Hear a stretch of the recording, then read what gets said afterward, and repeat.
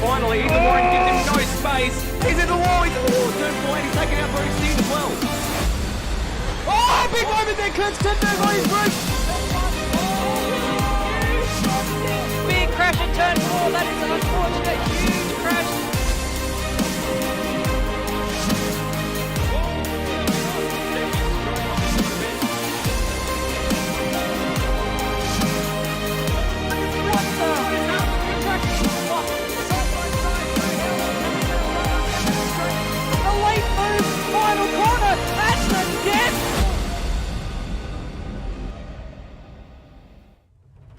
A very good evening to you wherever you're watching around the country or indeed the world. Thank you for your patience as we're on the air just a little bit later than we intended to be today. It is the 10th round of the Automobilista Supercars Championship.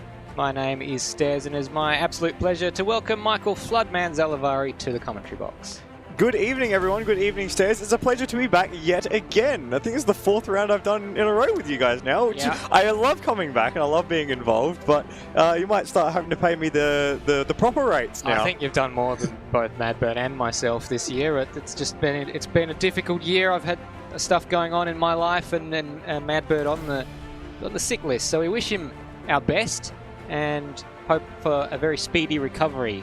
Yeah, well, we'll have to, because it's not too far away until Bathurst when our big broadcast for that Stairs. But in the meantime, we have another round of the Sprint Series to get through. Well, almost as special is our farewell to Pukekohe. A very sad day. I'm a little bit angry, actually. I'll try and keep those thoughts to myself, but angry that, a solution couldn't be found to keep Pukekohe around. But unfortunately, we're bidding farewell to this glorious track. Yeah, absolutely. It is a glorious piece of tarmac. That run from the hairpin through the final complex of corners is one of my favourite runs in Australasian motorsport, not just Australian motorsport, because we can't call it Australian motorsport because it's particularly in New Zealand. But yeah, it's quite an iconic track for a lot of the New Zealand runners and a lot of New Zealand history, including the New Zealand Grand Prix back in the day and that sort of thing. So we are losing quite an iconic bit of tar in the next few years with Pukekohe Raceway, which is a real shame.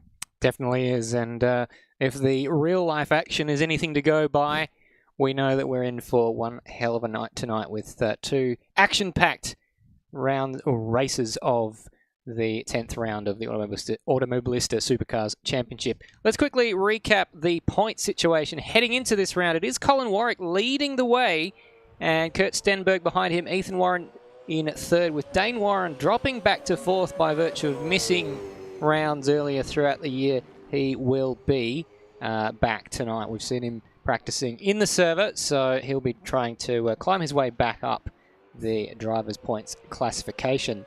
So then we've got Zach Baker, Corey McFarlane, Steve Warwick, Cameron Parrott, Luke Rosella, and Alex Cattle rounding out the top 10. Michael, and here's the team's points classification. Yeah, Trans-Tasman Racing, by virtue of having 2 drivers right at the very pointy end in Kurt Stenberg and Ethan Warren, lead the way ahead of the Warwick Racing team of Colin and Stephen. New father, Colin Warwick, and new grandfather, Stephen Warwick. That's right, yes. His partner, that's Colin's partner, gave birth to their daughter in the intervening weeks between tonight and the previous round, so we wish Colin and his entire family our absolute heartfelt congratulations for terrific news for them. AAR and ZB Racing are the next 2 teams, and the rest of the team's championship we completely forgot about because we're celebrating Colin's great news. Well, that's a bit more important. Yeah, just a little. Not to throw shade on the rest of the top 10 in the team's classifications, but it's when life happens. That takes priority. Yeah, there's a reason to celebrate in that respect. Let's see if it dents his speed any. They say when you have a kid, it knocks tenths off your lap time. What is the value? 2 tenths, 3 tenths off your lap time? I'm not sure. I say off your lap time, adds it to your lap time. Yeah, absolutely. So I did the finger movement. We haven't got the webcam on today, but we will have that back up and running for Bathurst. But I did a finger. Yeah, up in the ash hole of Timor. For anyone who's seen that video, we're off to a good start. Do you expect anything else? I'm not sure. It's something that they do talk about in the main game, in the real life supercars, that having a child reduces your lap speed. Well, he's leading the championship, so he doesn't want that to happen. No, absolutely not. A little bit of he was quite surprised to be leading the championship after the last round at Sandown. And quite circumspect as well. Well, he was playing down his chances, saying once they do the drop round, which will happen after tonight, they will drop their worst result, which that will help Dane Warren, because it means he's dropping a 0 and Colin Warren hasn't had a 0, so he won't have anything. Well, he will be dropping relative to Dane Warren. Yeah, exactly. So we'll see how it all shakes out ahead of Bathurst. But we did hear that he is partnering up with his same co-pilot from last year, which I remember was Ethan Warren. So if you've got a winning partnership, you wouldn't want to change it, would you? Well, it was surprising to me because Ethan Warren and Kurt Stenberg are in the Trans-Tasman cars together. So why would they not team up? Well, obviously Kurt hasn't been able to sweet talk Ethan enough to entice him away from a winning combination at Bathurst. They'll be going for their three-peat. Absolutely. So that's pretty enticing. Yeah. Well, I mean, can Kurt maybe... Well, Kurt raced with Dane in the... not last year, but the year prior to that. That would... I mean, they went into that as favourites, and it just didn't... The cards didn't fall their way with strategy and the way the safety cars all played out, trying to save a lot of fuel. Yeah, monster stint at the end of that race for Kurt Stenberg. Remember that vividly. Yes, and last year, I mean, I think through just technical issues, they were hamstrung a little bit.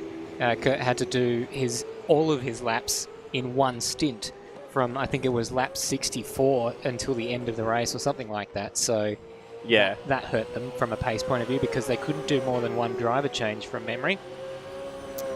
And Charcoal, well, here we go. Colin's in the live chat, and he's actually saying that he's watching tonight, and that makes sense given that he is a new father. So this is going to be his drop round. There you go. So he's not going to lose anything relative to Dane. It's just a matter of what Dane can catch relative to Cole. So thank you for tuning in, Cole. Yep. I hope everything has gone well with the bub and with everything else. So flying the flag for the Warwick team will be his father, Steve Warwick, who is currently in the server but hasn't set a time yet. We've just had 8 times come in so far, with Dane leading the way. Yes, indeed. And this is now we're into official practice as well. So we're not just puttering around waiting for the official server to start. This is the real deal. So it means that they're putting down some valuable rubber on the surface for qualifying and making sure that they're getting their eye-ins. We just watched Dane Warren pinch the inside front into the hairpin. Very easy to do at Pukekohe. And then this is the cool section of the track, the float through the final 2 corners, up over the hill, using the curb, and then running it right out to that exit, using all the little bit available tarmac there. That's a fun sequence, isn't it? It's beautiful. That's where we nearly saw the biggest car crash in Supercars history a couple of weekend ago. Yeah. when the second or the final race was coming to its dramatic conclusion in much the way we had been hoping.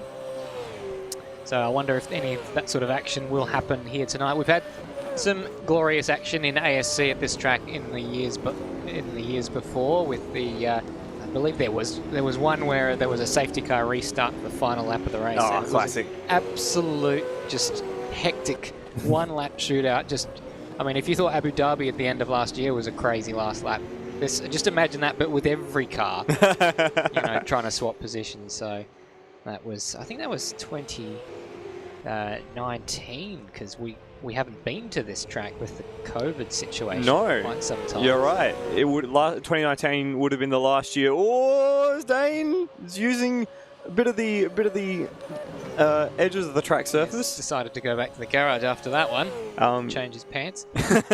Yeah, 2019 would have been the last time that we would have been here. Yes. So we've been deprived, it has to be said, the last few years of this track, and then just as it gets back onto the calendar, it gets taken away again. So it's a bit sad.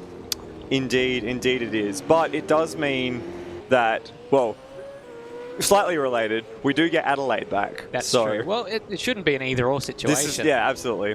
What do you think will become of the New Zealand-based supercars round, do you think that we'll go somewhere like the Hamilton Street Circuit again, or It'd be a shame to have our only visit to New Zealand be a street circuit again. I think, I don't know much about New Zealand racetracks, whether there's some other traditional track we could go to, but otherwise they're going to have to build one. Well, really, there is Hampton Downs and there is Highlands, which has quite a significant following. I think Van Gisbergen says that Highlands is one of his top 3 favourite circuits in the world, which is pretty high praise. And that's owned by, I believe, Highlands is owned and run by Tony Quinn. And as well, send our regards and our support to Tony Quinn, who's recovering from quite a nasty crash at Townsville 2 months ago now. So he's hopefully on the recovery mend. So yeah, all the best wishes to TQ. But yeah, there's both of those are certainly options. I'd love to see a supercars around at at Highlands. Actually, that would be awesome. Yeah, I think I'd like to see it go to a purpose-built racetrack and not one that's just full of tarmac runoff. Something like this, which is a challenge for the drivers and produces good racing and has consequence. Yeah, consequences. Yes. Just quickly on the schedule for tonight, we've got 2 races for you tonight. Both will be preceded by 10-minute qualifying sessions. The first race, which is due to start in about, 20 minutes time, will be a 41-lap race. And then the second race will be just a short, sharp 15-lapper. So that'll be all over and done with in less than 15 minutes, one would think. And both races have a compulsory pit stop, just the one for each race, with the first race, the pit window being between lap 1 and 38. And for the second race, between lap 1 and lap 12. So 3 laps at the end of each race to figure it all out. Yes. Do you know the justification, Stairs, of why they have done the shorter race as the second race of the evening? Is that a tactic to make sure that people are available for the second race by having it a bit later? Yeah, I did have this conversation with Kurt and Cole right now, so Cole's probably yelling the answer at the TV as we speak. Well, he can type it. He can probably type it. But yes, I believe it was, something to do with, if someone is, starts the night off with the, they miss the first race, I should say, then if the longer race is first, it gives them more of a chance to get home and join for that second race. And I think it's just something that they tried, and there were bigger numbers when they did that. So not necessarily correlation equals causation, but if it works, don't change it, I suppose, was the mentality there. Well, it was quite an innovative change to make then. It certainly backloads the night with a lot of action. The sprint races that I've had the chance to commentate on this season have been absolutely harebrained. Yes, they always tend to throw out the action. Oh, I was right, apparently. Charcoal says what Stairs said. So my memory's not that bad. I must say it's been shocker this year. You're getting old, Stairs. Oh, Yes. Corey McFarlane has just put a few grey hairs on his head, speaking of getting old. We just catch a replay of that save that he had. Oh, bloody hell. I didn't press the right... No, you did. You had it, and then you lost it. Here we go. But why is the... Oh, I've moved the replay thing. That should be down there. So beautiful save from Corey. Yeah, we'll just pause that while I move this back. Oh, why is it down there? Let's fix this before everyone's... Here we go. We've had supposed to be up there. We had it. It slipped. We've had quite a night of there we go. Technical gremlins in the lead up to this, but have a look at that car control there from Corey. Oh, and he went on with it. Two wheels in the grass and managed to save it.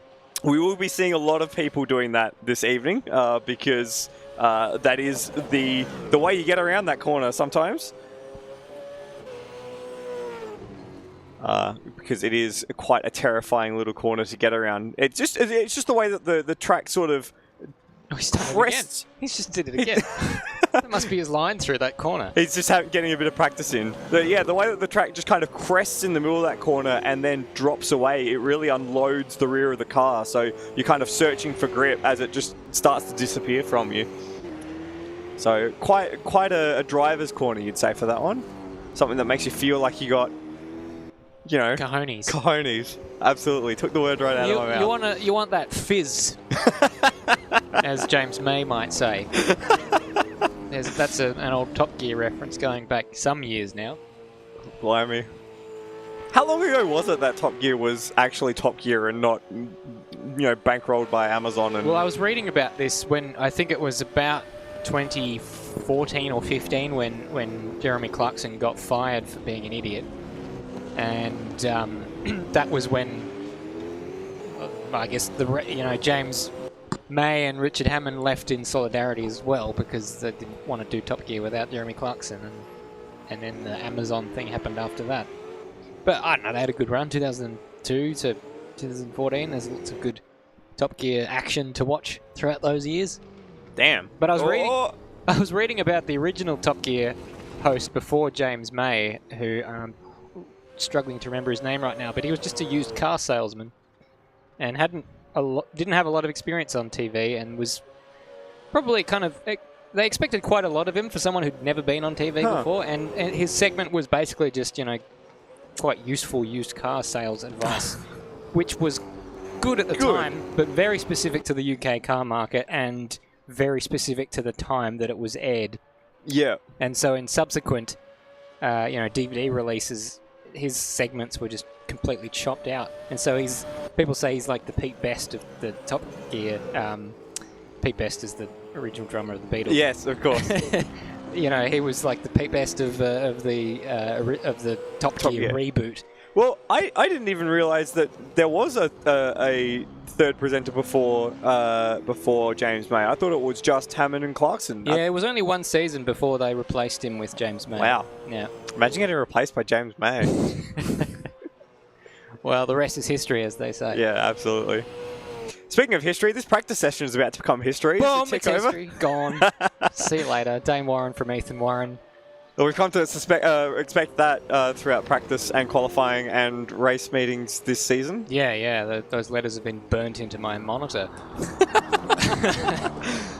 D. Warren from E. Warren. Luke Rosella in third. He's doing well. He's missed quite a few rounds this year, has Luke Rosella. Yes, has been focusing on V8 Scops and E-Series. He got a wild card start in the E-Series earlier this season. So did Kurt Stenberg. Yes. Quite exciting. Now, remind me, did Kurt get interviewed on the paddock walk? Was that this year? We spoke about this in the previous round. Was that this year that he did that, or was that the last year? Yeah, at Barbagallo. Yeah. Yeah, Brian Ingerson and Chad Nalon bumped into him on their kind of, start of the coverage grid walk.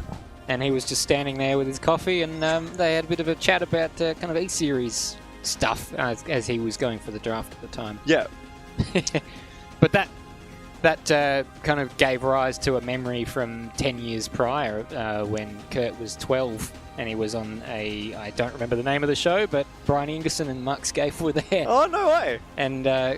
And Kurt had a question for Scaife via Brian Ingerson, who was holding the microphone, about a subject that slips my mind right now, but that little clip resurfaced after their reunion in the pit lane at Barbagallo this year. The world is too small sometimes. Yeah, just a little bit. Yeah. Yeah. Well, man, we had Shane Van Gisbergen himself was dropped into our live chat in one of the earlier rounds this year, and I did remember that. Didn't Madbird adamantly dismiss the possibility of it being actually Van Gisbergen for the entire night? Yeah, it was vehemently opposed to the idea that it was actually him. And if you are watching Madbird and Shane, make sure to drop a comment in the live chat. Yeah. Very good. We are just waiting for qualifying for race 1 of this evening to get underway. It will be a 10-minute qualifying session. At the moment, it looks like we have 14 drivers in the server, so we shouldn't be too far away from a qualifying start. And when we do, we'll of course talk about the track and the sectors and make sure that you're all abreast of that information. If you want to have that information at your fingertips, like us, you can jump onto rsmclanau.liveraces.com. Is that the one, Stairs? Yes, it will be on the screen in just a moment. These graphics on the screen that are cycling through. Or at some stage. It will be there at some point. It's at the start of the cycle now because it's got our names, and then they will show up in due time. In just a moment. And then, of course, if you like what we do here at Apex Rear-Wing and Auto Ballista Supercars, if you like particularly what Stairs is able to put together, you can jump on to our Patreon as well. I cut away from the graphic there because we wanted to show you the track info as we are heading into this qualifying session. Qualifying record, a 1:01.6 from Dane Warren, and of course a race lap record as well, Dane Warren 1:01.9. We were here in 2020 last time, so we did squeeze around in, and previous pole sitters much like this season, dominated by the Warrens, and then the race winners. Thomas McMillan managed to squeeze a race win in the first race in 2020, and then Dane and Ethan took one apiece. This is Pukekohe Raceway, 2.9 kilometres of hallowed tarmac in New Zealand, and we are underway for qualifying. We're just about to get the first flying laps underway, and it will be Dane Warren who starts us off as he comes across the line to start us off. Yes, I think this is going to be a very quick banker lap here from Dane Warren, who does hold the lap record. Let's see if he can do anything about that, as the server just stutters a little bit for us there. So I don't know if that affected Dane himself. Doesn't look like it, because he's put it at 12.5 to the first sector, which is just on the exit of turn 4. As we come down the back straight, the next sector mark will be just on the entry to the hairpin. Gets the front tucked in nicely for, turns 6 and 7. And then into the hairpin. What's the sector time? It's a 40.4 to the second sector, Stairs. And we will have a couple of laps show up on the board just before Dane Warren. We've got Steve Warwick, who's just about to come across the line as well. So he is going to register the first time in this qualifying session, unless he gets a track cut, which it looks like he has indeed done. So Dane Warren probably will be the one to set a lap time if he hasn't done the same thing. He does register a time. It's a 1:02.4. A little bit away from the qualifying record that we saw earlier in the evening, but it is standing the test of time at the moment. Who's that in second place? Trent Allen jumps into second place with a 1:04.4. So already 2 seconds to the good is Dane Warren in comparison to everyone else. It looks like he gained a lot of time relative to the field. In the second sector or the third sector? Because the first sector seems to be very close, Stairs. Yes, although not all Kurt Stenberg has registered a time, but not a lot of other times on the board. There goes Aiden Sykes and Dodger, but for all of the cars in the server, 16 in total, we've only had 6 of them register a time so far, and we're not too far away from the halfway point already. Yeah, it goes quick, these 10-minute sessions. Kurt Stenberg 7/10 up on his PB. He's looking to take a little bit of time away from the Warrens at the head of the field, but Dane's already gone to a even better middle sector. Kurt goes second. Now, I don't know what... Luke Rosella was in the pits last time I checked, and Corey McFarlane spent about 3 minutes sat by the side of the track, and he's just got going there. So this is why this time is into the minute 40s on a 1 minute lap time for most laps. So I wonder if he just had some settings that were needing to be changed, which he was doing by the side of the track instead of just coming back to the pits. Yeah, very peculiar to do that by the side of the road as he bounds his way through the very bumpy turn 1 this lap around. Taking a much more angled line through turns 3 and 4 compared to what we saw Dane, and it shows in the time as well, 12.9, so he's lost half a second already in the first sector, Stairs. It's quite a bit of time. Kurt Stenberg's not setting the timing screens alight as well, so I'm looking for purple sectors on the live timing, and I'm not seeing any. Dane Warren has thrown down one hell of a marker to be nearly a second faster than anyone else around a lap this short is impressive. Yeah, absolutely. That's what... I'm not going to try and do a percentage in my head, but it's quite significant. So, as far as cars not on the boards yet, Ryan Smith, Hayden Link, David Nenadic. Oh, Ethan Warren jumps into second place. That's a good lap. 2 tenths behind. Well, almost 3 tenths behind. McLean Bike goes 9th to register a time. Corey McFarlane's about to register a time unless he gets a track cut. Too many track cuts there for Corey, so he's going to go around again. Big shake of the head from my fellow commentator. Cameron Parrott's going to come across the line and stay 8th place. See, that looked much quicker from McFarlane. He's really throwing it around, but it's not reflected in the times, unfortunately. Yeah, but sometimes, you know, smooth is fast. And he's not driving smooth. He's driving on the ragged edge, isn't he? Yeah, absolutely. You just saw that during practice. Yeah, and we'll hopefully... Oh, and he makes a big mistake into the chicane there, so... Yeah. It's the Sebastian Vettel route through the through the escape road. So we'll perhaps give him a bit of privacy as we jump on to someone else. Steve Warwick up in 4th place. Must be said that he's flying the flag well for the Warwicks, I think, in his son's absence. Yes, new father and series admin. I mean, I'd hasten to say he must be the only grandfather in this lobby. I know that he's probably. Ooh. I know that he's the oldest guy in ASC. He actually told us so. Whether or not he's got any mates who are also grandfathers, I don't know. But you know, probably faster than your grandfather. I should say. Well, both of my grandfathers are in graves, so. Hey, ditto. So if becoming a father makes you lose a tenth or two of that, what does becoming a grandfather make you lose, do you reckon? Maybe it gains you some. Well, yeah, surely, because he's sitting in 4th at the I moment. think being a grandparent's more fun than being a parent, because you get to hand them back at the end of the day. There's a great old saying that if you spoil your kids... You raise your grandkids, that's the one. If you raise your kids, then you spoil your grandkids. Yeah. What we should have probably focused on while we've been chatting away is the fact that Ethan Warren is now only 200ths away from his brother. Yes, but he's still not ahead of him. That's true, but... And Luke Rosella still hasn't come onto the track, so that's interesting. Does he have a technical issue, or is he electing to start from the back of the grid for tonight's race? Oh, it would be just arrogant enough for Luke Rosella to try and do a last to first challenge at Pukekohe, wouldn't it? David Nenadic hasn't emerged either, so it's interesting how many people are avoiding the racetrack in this qualifying session. We're just about to see Dane Warren come across the line on our second screen. He set a purple first sector, so we'll have a look. Oh, he uses a bit of extra road on the exit and uses a bit of grass as well. And he improves, 2-1. That's pretty impressive, and his brother Ethan isn't setting a flying lap at the moment. He's just on an out lap as we once again have just a touch of server lag. That was a purple first and final sector from Dane Warren, so despite the little moment that we saw, that was fast. He must have just carried an awful lot of speed into that last corner. Flying by the seat of the pants. Very much so. We'll see this time around, he's again purple to the first sector on this lap. We'll see him through to the second sector mark just on the braking point for the hairpin.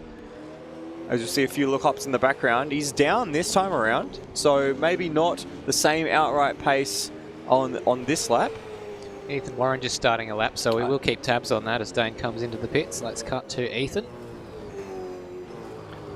Nice tight line through turn 1. Uses a lot of curb through 2 and 3. Gets it settled nicely. And he's down just a tenth on Dane. Using a little grass on the exit to the long straight as well. So trying to use every little modicum of available space to try and get some traction. Kurt Stenberg's just crossed the line and improved by 9 milliseconds, but it wasn't enough to improve his position. He has an absolute acre of space in front of him to Ethan Warren, so he would have to find quite a remarkable improvement to unsettle the Warren brothers on the front row. And an acre of space behind him as well, as Ethan Warren comes to the second sector mark, down 3.5 tenths, or well 3.8, well 0.38, I'll try that a third time, on his PB, so unlikely to improve this time around. He's going to have one more chance if he gets through the final sector without issue. And we'll check this one out, and he got a track cut, in fact. It was all moot. Good. So Trent Allen has just dropped Steve Warwick down to 5th by going into 4th. That's how positions work. You can't have two of you in the same one. But big names at the bottom of the check this out. As Ethan Warren does improve. I'll come back to that. But Luke Rosella, Corey McFarlane and Zach Baker. RSM Latino jumps up to 5th. Well done, RSM Latino. There is a gap there, but there's a big 3 names there who haven't made it to the racetrack who would potentially be up around that kind of 4th, 5th place. Let's keep eyes on this Ethan Warren lap as the server once again having a few issues today. Just a little bit more. I think he's backed out of it. And I wonder if that was because of the server issue. Hopefully not. That would have been unlucky. He was on track for a fast lap. Just check out the gap between Trent Allen and RSM Latino stairs. Have a look at how tight that is. As we've still got the last few stragglers coming in across the line. RSM Latino is improving on this lap as well, so we'll check it out. Currently 2 milliseconds behind. He's coming to the pits. Yep, he's bailed on that lap. So I don't know if he got a track card or he outbraked himself at the hairpin, but he's called time on that one. And we have called time on qualifying. So have we got anyone else finishing the lap? Maybe Hayden Link, who's currently in 7th place. No, that looks like that lap's done. Yeah, that's it for him. Lots of other cars just either already in the pits or touring very closely. Dodger has just come across the line with no improvement to his time. He will stay in 13th place. And it looks like that might be it for qualifying. So congratulations to Dane Warren. He will start in pole position from his brother Ethan Warren. Kurt Stenberg behind them. In 4th place, Trent Allen. Good qualifying from him. He starts ahead of RSM Latino and Steve Warwick in 6th. Hayden Link in 7th place with Aiden Sykes. And then Brandon Dostal and Cameron Parrott occupying the 5th row of the grid. Ryan Smith, acclaimed by Dodger, were our final qualifiers with Corey McFarlane, Zach Baker and David Nenadich not electing to set a time in that qualifying session, and so they will start in 14th, 15th and 16th place respectively. That is quite peculiar. You would have thought of the drivers in the server, they'd be certain to be in the top 10 and challenging for those top 5 positions. So quite interesting that they weren't able to, or decided not to, set a lap. Yeah, well, none of those guys in the kind of the championship fight, so maybe they're electing to make it interesting for themselves and by virtue interesting for us, by extension I should say. Don't think by virtue makes sense in that context. By extension us. So it's a mixed up grid.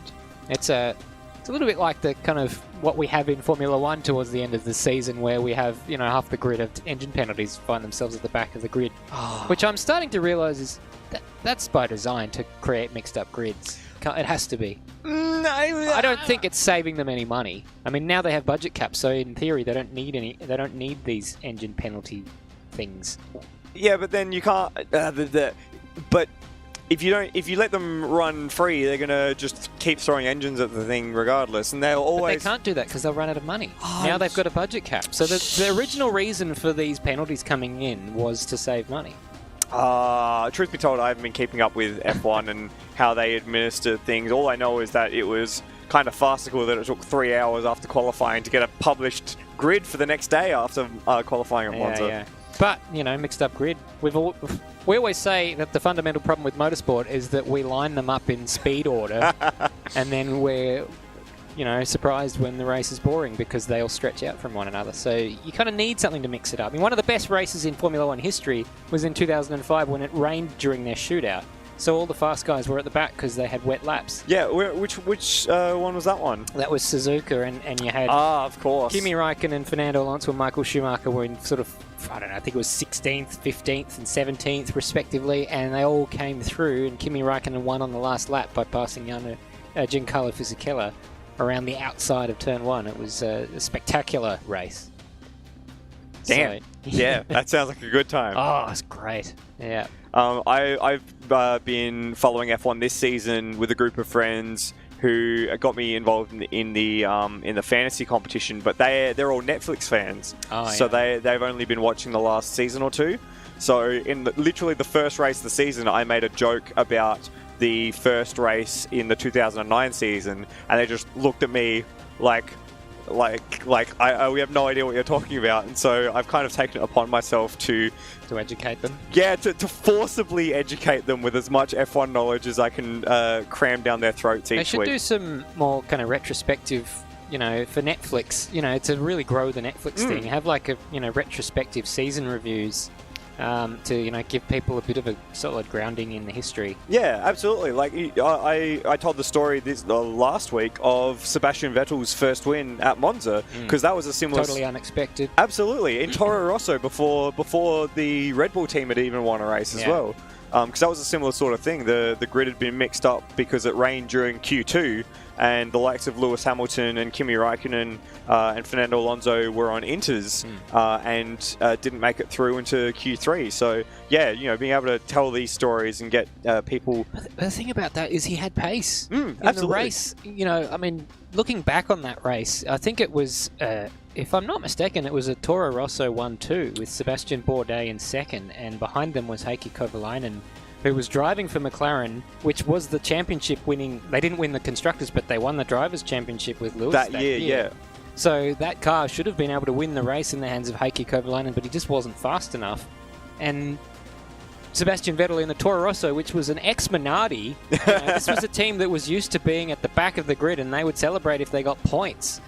A single point. Yeah. And so for them to win a race was an absolute... That was one of those real kind of fairy tale stories. Yeah, absolutely. And at the time, Vettel was the youngest winner in F1. Yeah. And now he's retiring this year. Yeah, that makes me feel old. Yeah.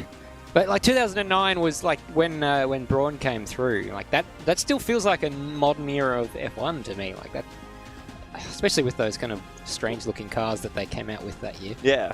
Quite an interesting time, quite an interesting transition period. Yeah, they could do a bit more to add context to a lot of those sort of things. Yeah. Well, they've got the Schumacher documentary, which, albeit does give a slightly skewed, almost saintly view of Schumacher sometimes. But he did have that kind of aura about him, though. He had the aura, but like they let him get away with some of his indiscretions. That's true. A little bit too lightly by saying, boys will be boys. Competitors will be competitors. They had the same thing with the Senna documentary as well. Yeah, they did. It's very... I know people who have watched that documentary and they just think, Prost is an asshole. Oh, no. But, like... You've got to respect them and love them both equally, I think. I know that you go on any chat forum and talking about F1 and they all take a side. Yeah. And it's easy to take Senna's side because he's no longer with us. Yeah. So, he becomes elevated in everyone's minds as a result. But, you can't have Senna without Prost. Yeah. Prost made Senna. Exactly. Senna rose to new levels to beat Prost because he was the best. Yeah, absolutely. And I think Senna would be the first to... if they were still alive, I'm sure they'd be great mates. Yeah, it's one of those things, once you get away from the heat of the competition, they would be the best of friends. It's kind of like Hakkinen and Schumacher. Yeah. They were fierce rivals on track, but they were great friends off of it. And that's the thing, if you were a Hakkinen or a Schumacher man, well, I was a Hakkinen man. Yeah, I was a Schumacher man. And I guess it's the same with V8s, with McLaughlin versus Van Gisbergen? Is that the modern rivalry of V8s, or is that the modern rivalry is that everyone gets behind a Kiwi driver? We're not throwing, Mostert or Whincup in there. Or, I guess you can't. There's no comparison because Mostert hasn't won anything aside from a couple of Bathursts and the odd race here and there, but he hasn't really put together a championship campaign. Well, the one year that he did put together a championship campaign, it all came undone at Bathurst. Was that when he broke his femur? That was when he broke his femur. He was leading the championship at that point in time. In fact, I went to the Bathurst 12 hour, which would have been 4 or 5 months after he broke his femur, crashing down the S's, and someone had written on the wall where he'd crashed, Mostert's championship hopes right here. Oh. That's a bit brutal. I mean, are they wrong though? Yeah. I don't know. I think there are some drivers who... They're not in it to win the championship. They're in it to win races. Okay. I think Mostert's one of those. Like, I think if you offered him a championship or a Bathurst next year, he'd probably take a Bathurst win. How many drivers do you think would take a championship in that situation, though? Yeah. That's the thing. Bathurst is... Well, I feel like it's only in recent years that we actually have placed any credence to who's won the championship. Because I remember, being incredibly surprised, looking back at some of the championship winners, they won a championship? I think it was it Rick Kelly or someone who won a championship without winning a race? Rick Kelly won the championship in 2007, winning one race. I mean, that was... I thought Tanda won in 2007. It might have been 2006 then. Either way, because that was very controversial. He won one race, yeah. Because he took out... They were tied on points, him and Craig Lowndes, and he took out Lowndes in the last race. Okay. Yeah. That was absolutely controversial. That went to the Court of Arbitration for Sport and everything. Wow. Yeah. But yeah, I mean, like, it's entirely possible to win the Supercars Championship without ever winning a race, given how the points are so close. Not so much now, because they placed, after those few seasons, they placed a lot more weighting on finishing higher up in the grid. So, for example, like nowadays, if you win a Supercars race, you win, if you win Bathurst, it's 300 points, and then second place is 276, so that's quite a big difference. Whereas further down the grid, the point gaps are like 3 or 4 points. When Rick Kelly and Russell Ingall won their championships, it was you win a Supercars race, it's 198 points, and then second place gets 192, and then it's 186, so it's a 6-point gap throughout the whole championship. Maybe that's why it feels like I don't even remember Ingall and Kelly winning their championships, because, it wasn't really... They just accumulated points. Charcoal says yes, it was 2006. Yeah, I did recently do a bit of research into this because I was getting angry at someone who commented on Reddit, funnily enough. In both years, in 2005 and 2006, Craig Lowndes won the most races and had the most podiums and the most top 10s, but he also had more DNFs than the eventual championship winner, and that was the reason why. So, interrupting our conversation about historic motorsport, where... I hope you enjoyed the Automotive Supercars podcast. We talked so much about it that we didn't have time to show you the track map, but I'm sure you remember it from the graphic that we showed prior to qualifying. And we will show it again tonight, of course. But we will have a slow-speed tour of it as the cars make their way around on their formation laps. So, leading the way, it is Dane Warren in the Commander Sim Sports car. 4th in the championship, but has not, hasn't had a round that he started without winning a race. So that's just by virtue of missing rounds that he's 4th. And that will change with the drop round. His brother Ethan Warren starts in 2nd place. His teammate Kurt Stenberg starts in 3rd place. And then we've got Trent Allen in the black car, the Allentech Sport there. So doesn't really have a livery yet, so it'll be good to see him get a new livery in the future. Then we've got RSM Latino in 5th place. Great qualifying for him. Steve Warwick in 6th place. That's got to be one of the best qualifying sessions for him, as we've got shenanigans happening. Cars going into the grass in the background, so I'm not sure exactly why that is. Hayden Link in 7th place in the Penrite Grove Racing. Ooh, and Dane Warren in the wall. Okay, we've had a restart, so not sure what has happened there. As that restart has happened, that will mean I won't be able to get a replay of that. But what that does give us time to do is have a look at the particulars of the racetrack, Michael. Yes, 2.91 kilometres clockwise circuit here close to Auckland is Pukekohe Raceway qualifying record. Dane Warren, we didn't get close to that tonight yet. There is still plenty of time. The race lap record, though, 101.9. We could see that go later on in the race. Last time we had pole. The poles were shared by the Warrens, and almost all the races were shared by the Warrens as well. Thomas McMillan snuck in with a race victory last time out, but it was Dane and Ethan taking a victory as well. They start from the front row for tonight in the first race, and we'll pretty soon, hopefully, get underway again. Yep, so some sort of issue was discovered while they were going around on their formation lap, and so they're back in the garage. And my eyes aren't what they were, and I'm having a little bit of difficulty trying to read what the reason for the restart was. It looks like Zach Baker was stuck on the grid was the issue, so that's why Kurt Stenberg has elected to restart the formation lap. And the good thing in sim racing is you don't lose a lap when we have to abort a start, because we don't have to worry about them having wasted a lap's worth of fuel. Or a time certain finish. On the way to the grid, yes. It just takes another 20 minutes to get sorted. Yes, so we don't particularly want that, because, got to get up early for work tomorrow. But anyway, what's more important, Zach Baker, who was stuck on the grids, is Kurt Stenberg. And Charcoal saying that the Trent Allen does have a livery, but for obvious reasons, he hasn't been able to get to a computer yet to update the downloads, which was fortunate for us, because then I didn't have to download more skins tonight when I was setting up, because we were late as it was with the technical issues that we had as a result of me only getting home about 10 minutes before you rocked up. By the seat of our pants, right? Stairs? Yes. It's a good thing I've done this for 3 or 4 years now. I know what I'm doing a little bit. Like I know how to fix things without panicking and thinking, why isn't it working? And so forth. I have no response to that. I'm just amazed that you can keep track of how many keyboards and mice and buttons and things that you do and do a good job of it and not make it look terrible, because when I try to do it, I make it look terrible. Like I run the credits on the Formation Lab. Oh, I mean, I've done that. I've got this. I don't know. There's a button somewhere that if I press the wrong button, it takes me to this technical difficulties thing, which is kind of meta, because if that button didn't do that, it wouldn't take me to the technical difficulties thing.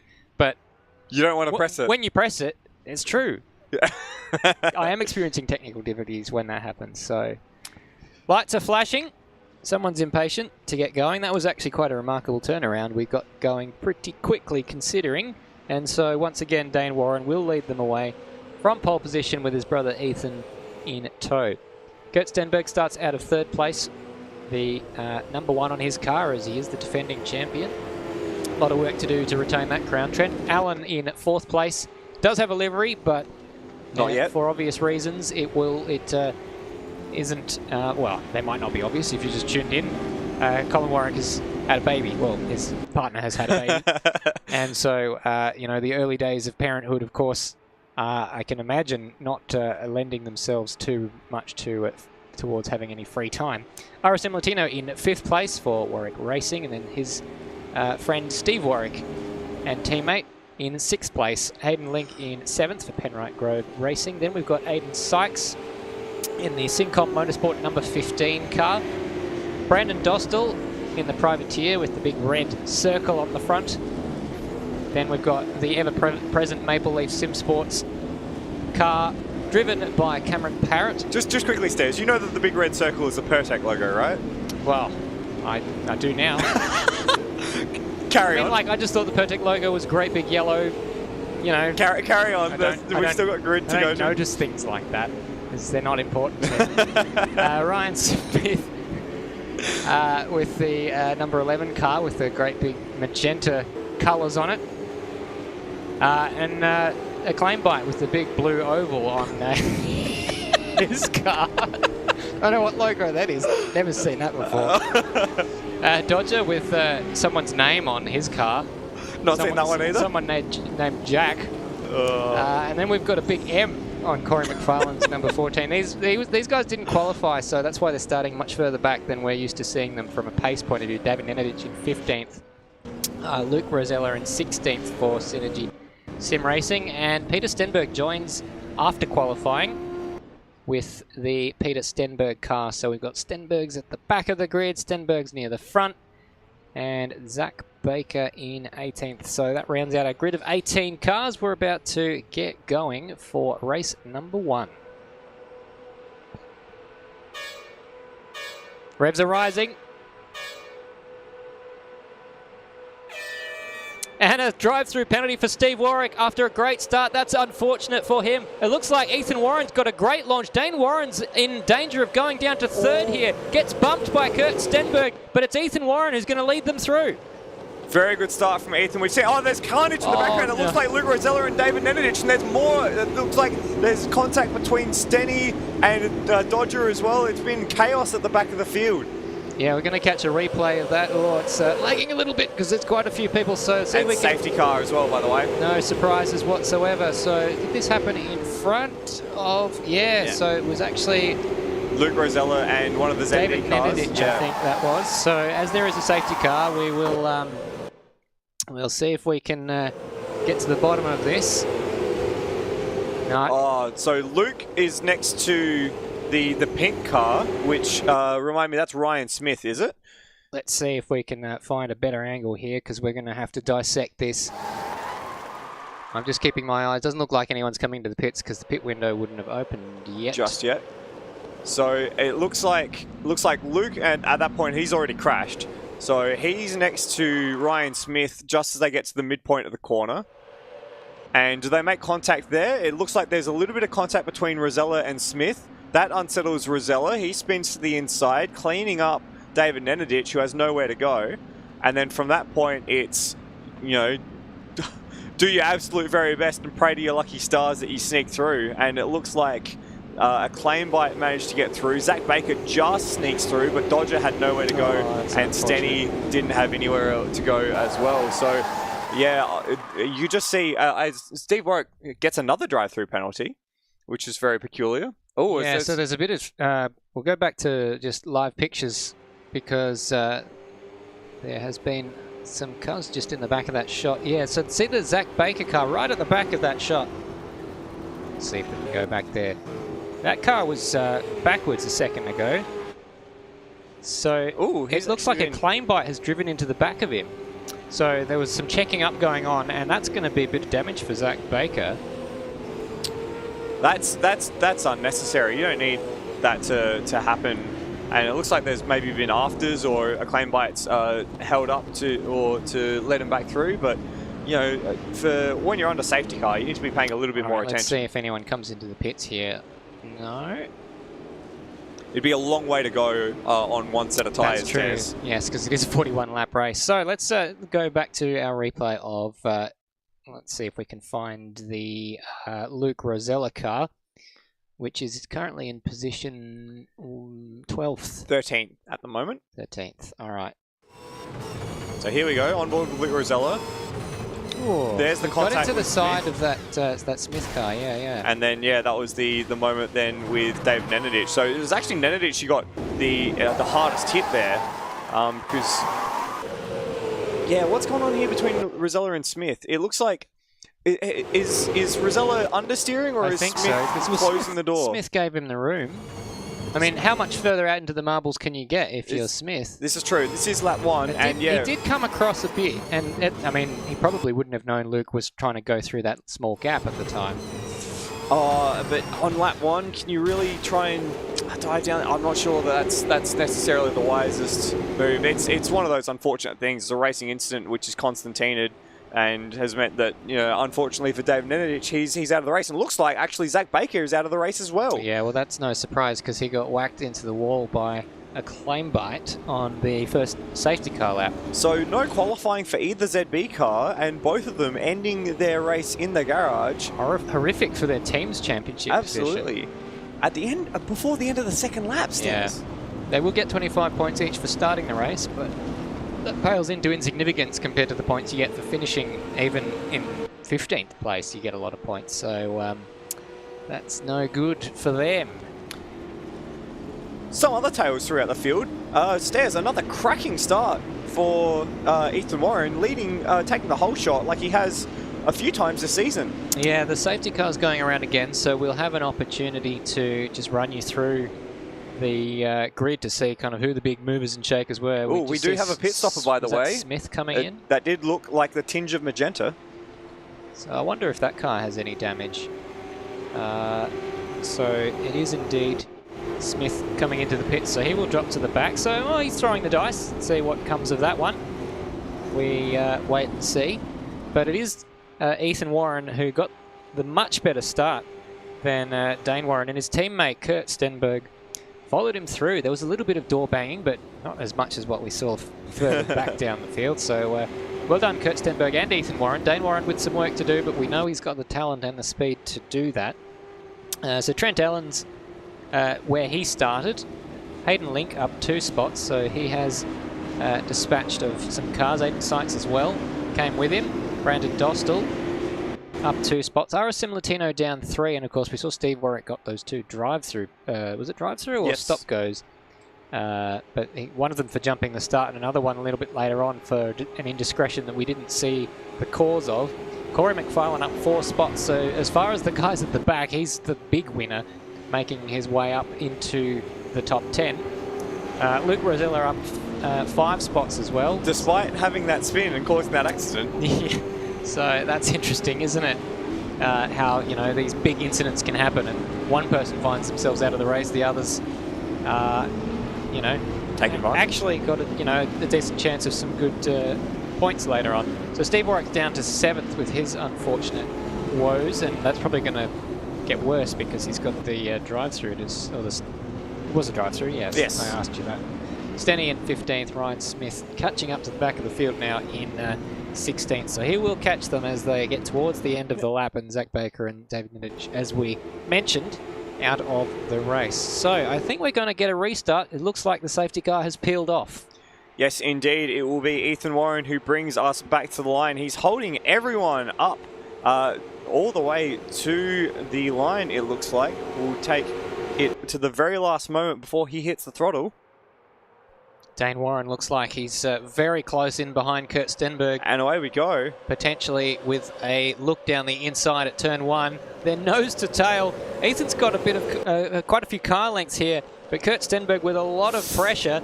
I think there was a swap of positions between Brandon Dostal and Aiden Sykes, I think it was. There's side-by-side action going on in our other screen. People taking to the track.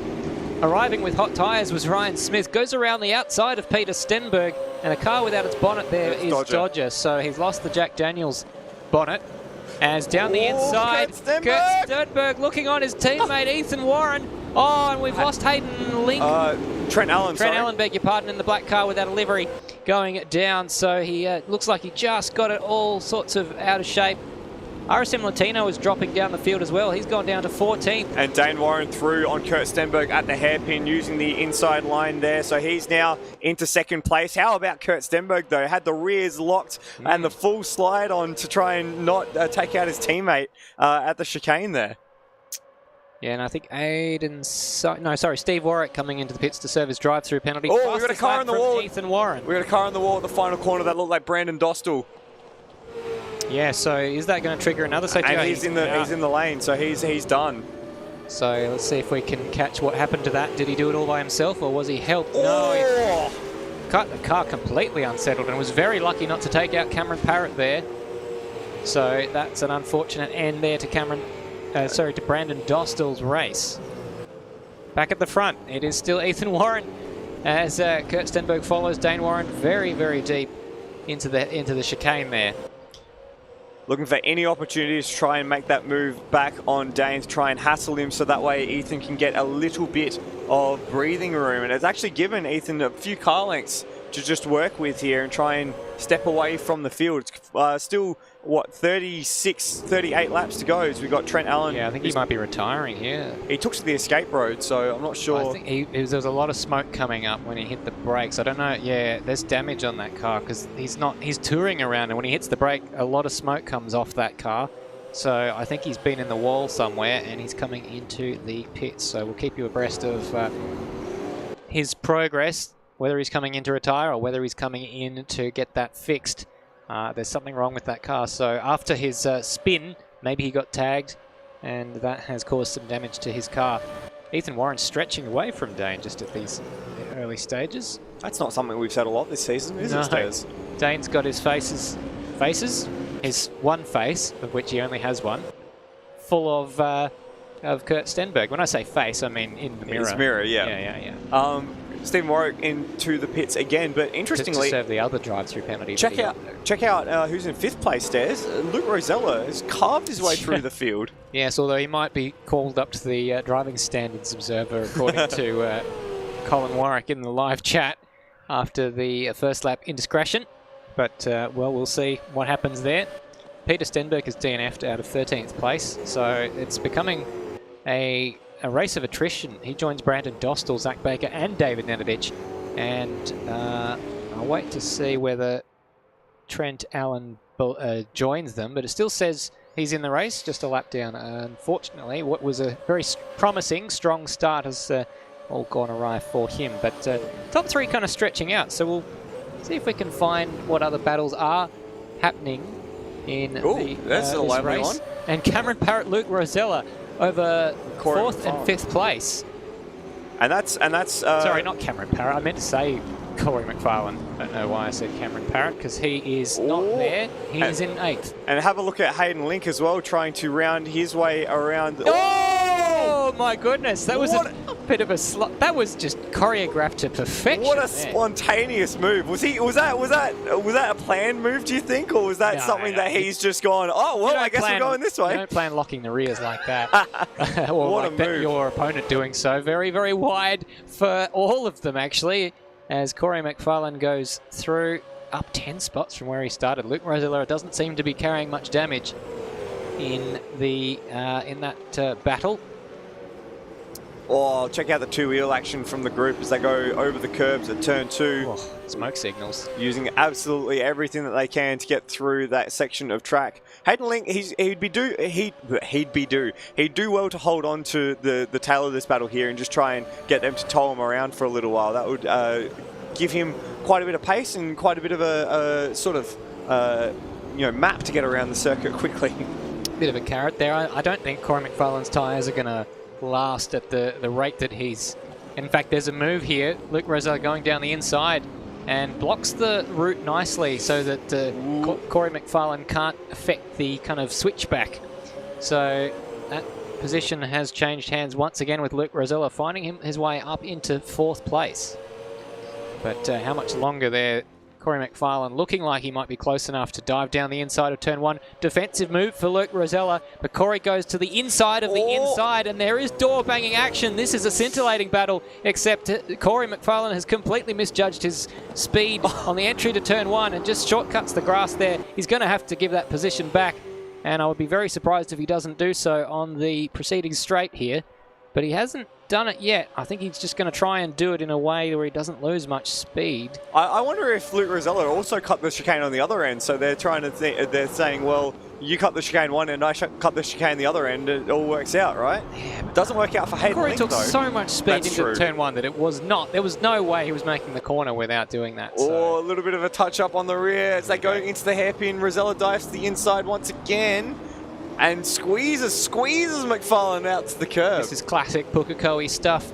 Side by side as they enter into the final sector. Although McFarlane has lost out a few car lengths here with Luke Rosella grimly holding on to the advantage, but he's a little bit wide through that final corner. Corey McFarlane unable to take advantage. Let's see how much speed they take into turn 1. Gaining, going for the inside and giving up on that in a very, very last minute sort of touch of the brakes. Just a patch of smoke. 2 wheels there for Luke Rosella. It took an age for the car to go back onto its 4 wheels, and he was sitting there waiting for it to fall down so he could slam the throttle down. And he wasn't going forwards very quickly while that was happening. No, not at all. Completely out of control there for Rosella, and it looks like he might just have... Oh, big dive from McFarlane. Can he pull it up? He's not going to get that stopped. Oh, even a month of Sundays. And that goes... Luke Rosella goes straight through, but does he get served? Corey can't take advantage there because he lights the rears up. Is he going to go for the undercut here at the hairpin? No, stays high and dry. There's a bit of contact. Hayden Link's involved now. He's a lot closer than he was before as they bump door to door all the way through there. This is going to be an airplane crash at some point, Stairs. They're throwing caution to the wind as they come through the final sector. McFarlane from Rosella this time around, but how much longer can they afford to be rubbing doors and rubbing panels at this part of the track? Well... It's a 105.5 last lap for McFarlane. They're losing time hand over fist to everyone around them. I'm surprised you were able to sneak a look at the timing screen with this action. They're kind of taking a few liberties here, closing the door. Corey McFarlane just bumping over the curbs, taking a few shortcuts. I'm sure they've burned a few track cuts here. At the front, it's more or less the same, but Dane Warren is gradually inching into Ethan Warren. We'll cut back to that battle if it becomes closer than this one.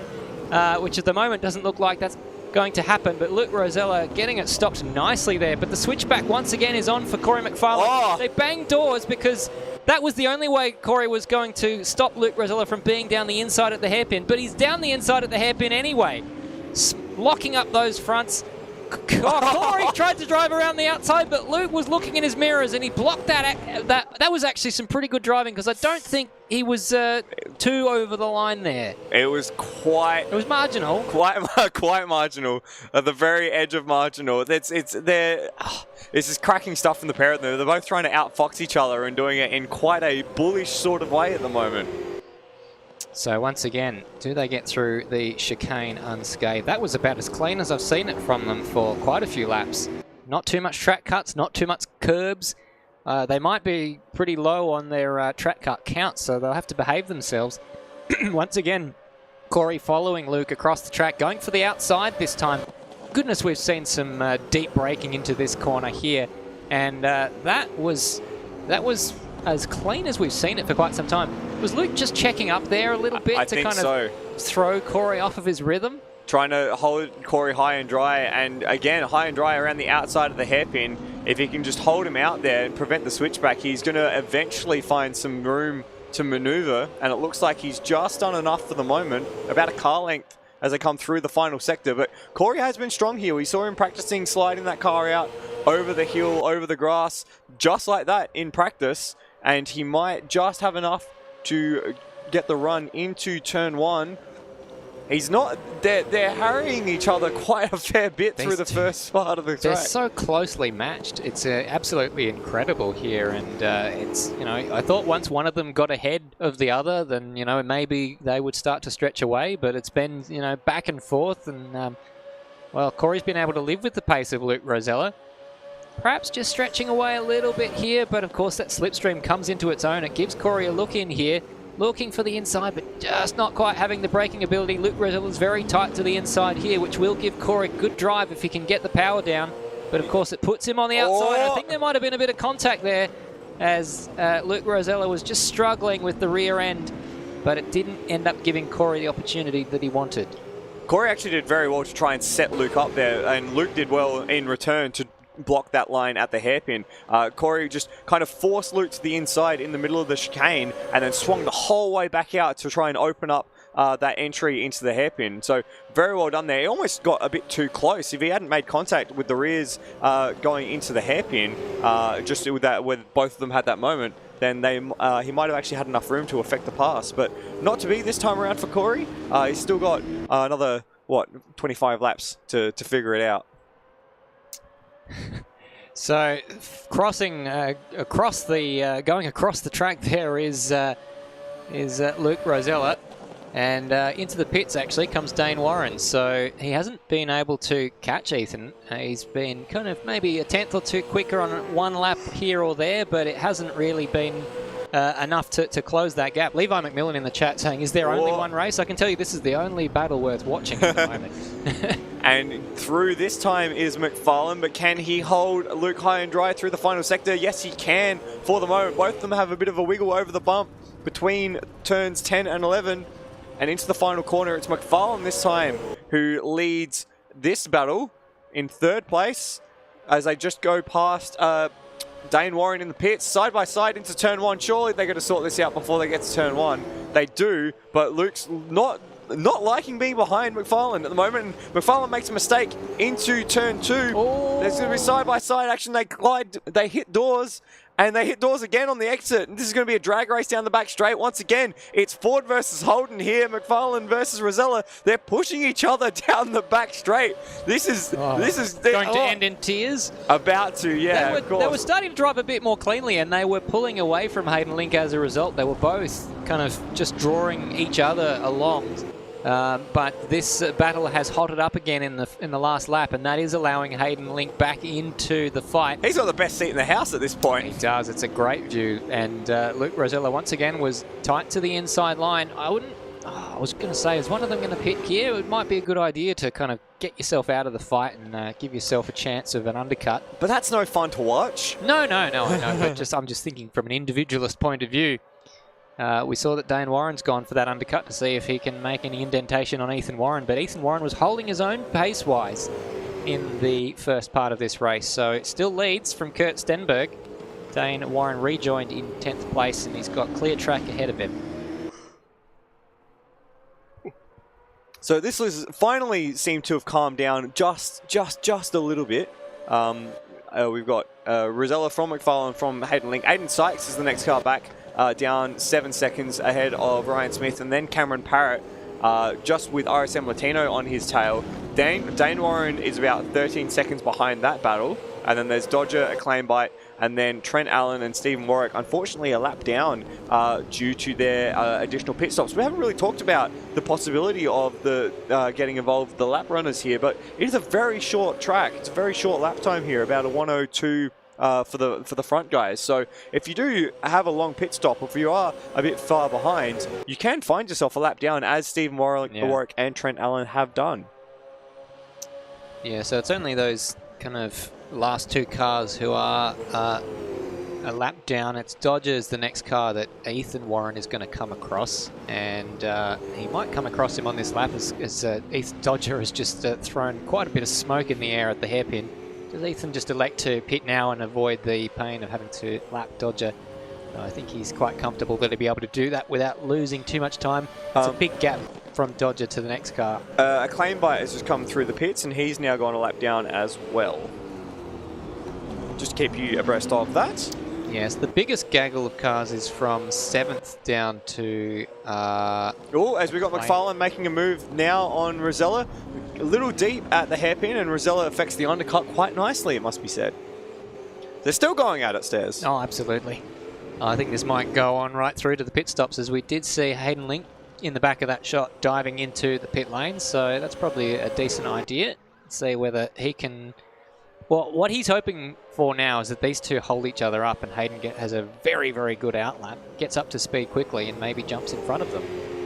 That would be ideal, and you know, if they even make contact at some point as well, that would make it work even nicer for him. He's it kind of perfectly placed. Yeah, it kind of takes away the risk of getting caught up in their accident if they should have one.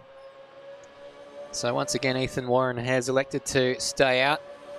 We've got a new fastest lap, though, from Dane Warren after he's taken that pit stop. A 1:02.6. Fresh tyres working Dane for him, and Kurt Stenberg has responded to that by going into the pits. So, well, Kurt Stenberg was in a little bit of no man's land there. Didn't quite have the pace to live with the two Stenbergs, but was well ahead of this battle for 4th place between Corey McFarlane and Luke Rosella. And Luke Rosella is diving in. So we're at almost half race distance now at lap 19. Remember, we did have that safety car at the beginning of the race as well, so that's effectively shortened this stint, lengthened this stint just a little bit. But just to sort of display what I was saying earlier about the possibility of going a lap down, check out who's just in front of Corey McFarlane now. He just cut away from that, Stairs. But that's okay. It was Hayden Link in the Penrite car that had just come out ahead of Corey McFarlane. So, yeah, plenty, quite a high likelihood of going a lap down around Pukekohe Raceway. What I was about to make mention of is that Dane Warren's got a little bit of traffic to deal with here, so this could affect his battle with Ethan Warren if he's trying to kind of throw in these laps and affect the undercut. It might be harder to do that if he's got this kind of traffic to deal with. So. But it is lap traffic. He's not racing these guys for position. He's found his way up to 4th already. And that'll be through the pit sequence as well. That's Ryan Smith, who's had a huge lock-up into the chicane and manages to keep it on track, it looks like. He's got balked on the exit there. Just caught Steve Warwick at an inopportune moment. Yeah. Steve Warwick trying his best to get out of the way, but it's very difficult at times, and so that might have cost Dane some crucial tenths of a second. Ryan Smith peels into the pit lane, I think Ethan Warren is just ahead of Kurt Stenberg, so Stenberg's gone a lap down just from taking a pit stop, so as we can see on our other screen, and Ethan Warren comes in. Yeah, no surprises there. So, yeah, that was more or less exactly a lap then that the Kurt Stenberg lost by pitting, but Ethan's now coming in. We'll see what the gap is between the top two when Ethan does emerge here. Just looking at the lap times last time around was a 1:03.3. Dane Warren 4 tenths faster than Ethan Warren on that previous lap, so it might be close. Might be closer than you think. I wonder if the undercut, or if Dane's been able to affect the undercut here, but whether or not that traffic might be the deciding factor. Because he was held up behind Steve Warwick just a little too long, I think. Not anything that Steve could do or that Steve had done wrong. He was just taking his racing line, being very predictable, as you should as the lap runner. Drives through penalty for Ryan Smith. That'll be pit lane speeding. So Ethan is on the move now, and coming around the last corner is Dane Warren. So this is going to be close. I think Dane's got it, actually. I think Dane's got it. He's going to come through in front of Ethan Warren, and he has indeed affected the undercut. And he's done it quite well as well. By the time it shakes out and Ethan gets his tyres up to temperature, it wouldn't surprise me to see that's 4 seconds. So well done, Dane, making that early pit stop work for him. Now, has he got enough in the tank to keep Ethan behind him for the later parts of this race? Yeah, has he eaten his chockies a little bit too early and potentially going to run out towards the end of the race? It's something to keep an eye out for. It's happened in the past. Tyres have gone on the final laps of races, so that 3.5 second advantage that he enjoys over his brother, could that be whittled away towards the end of this race? Ethan definitely had the pace in the early part of this race, but at the moment it's Dane with track position.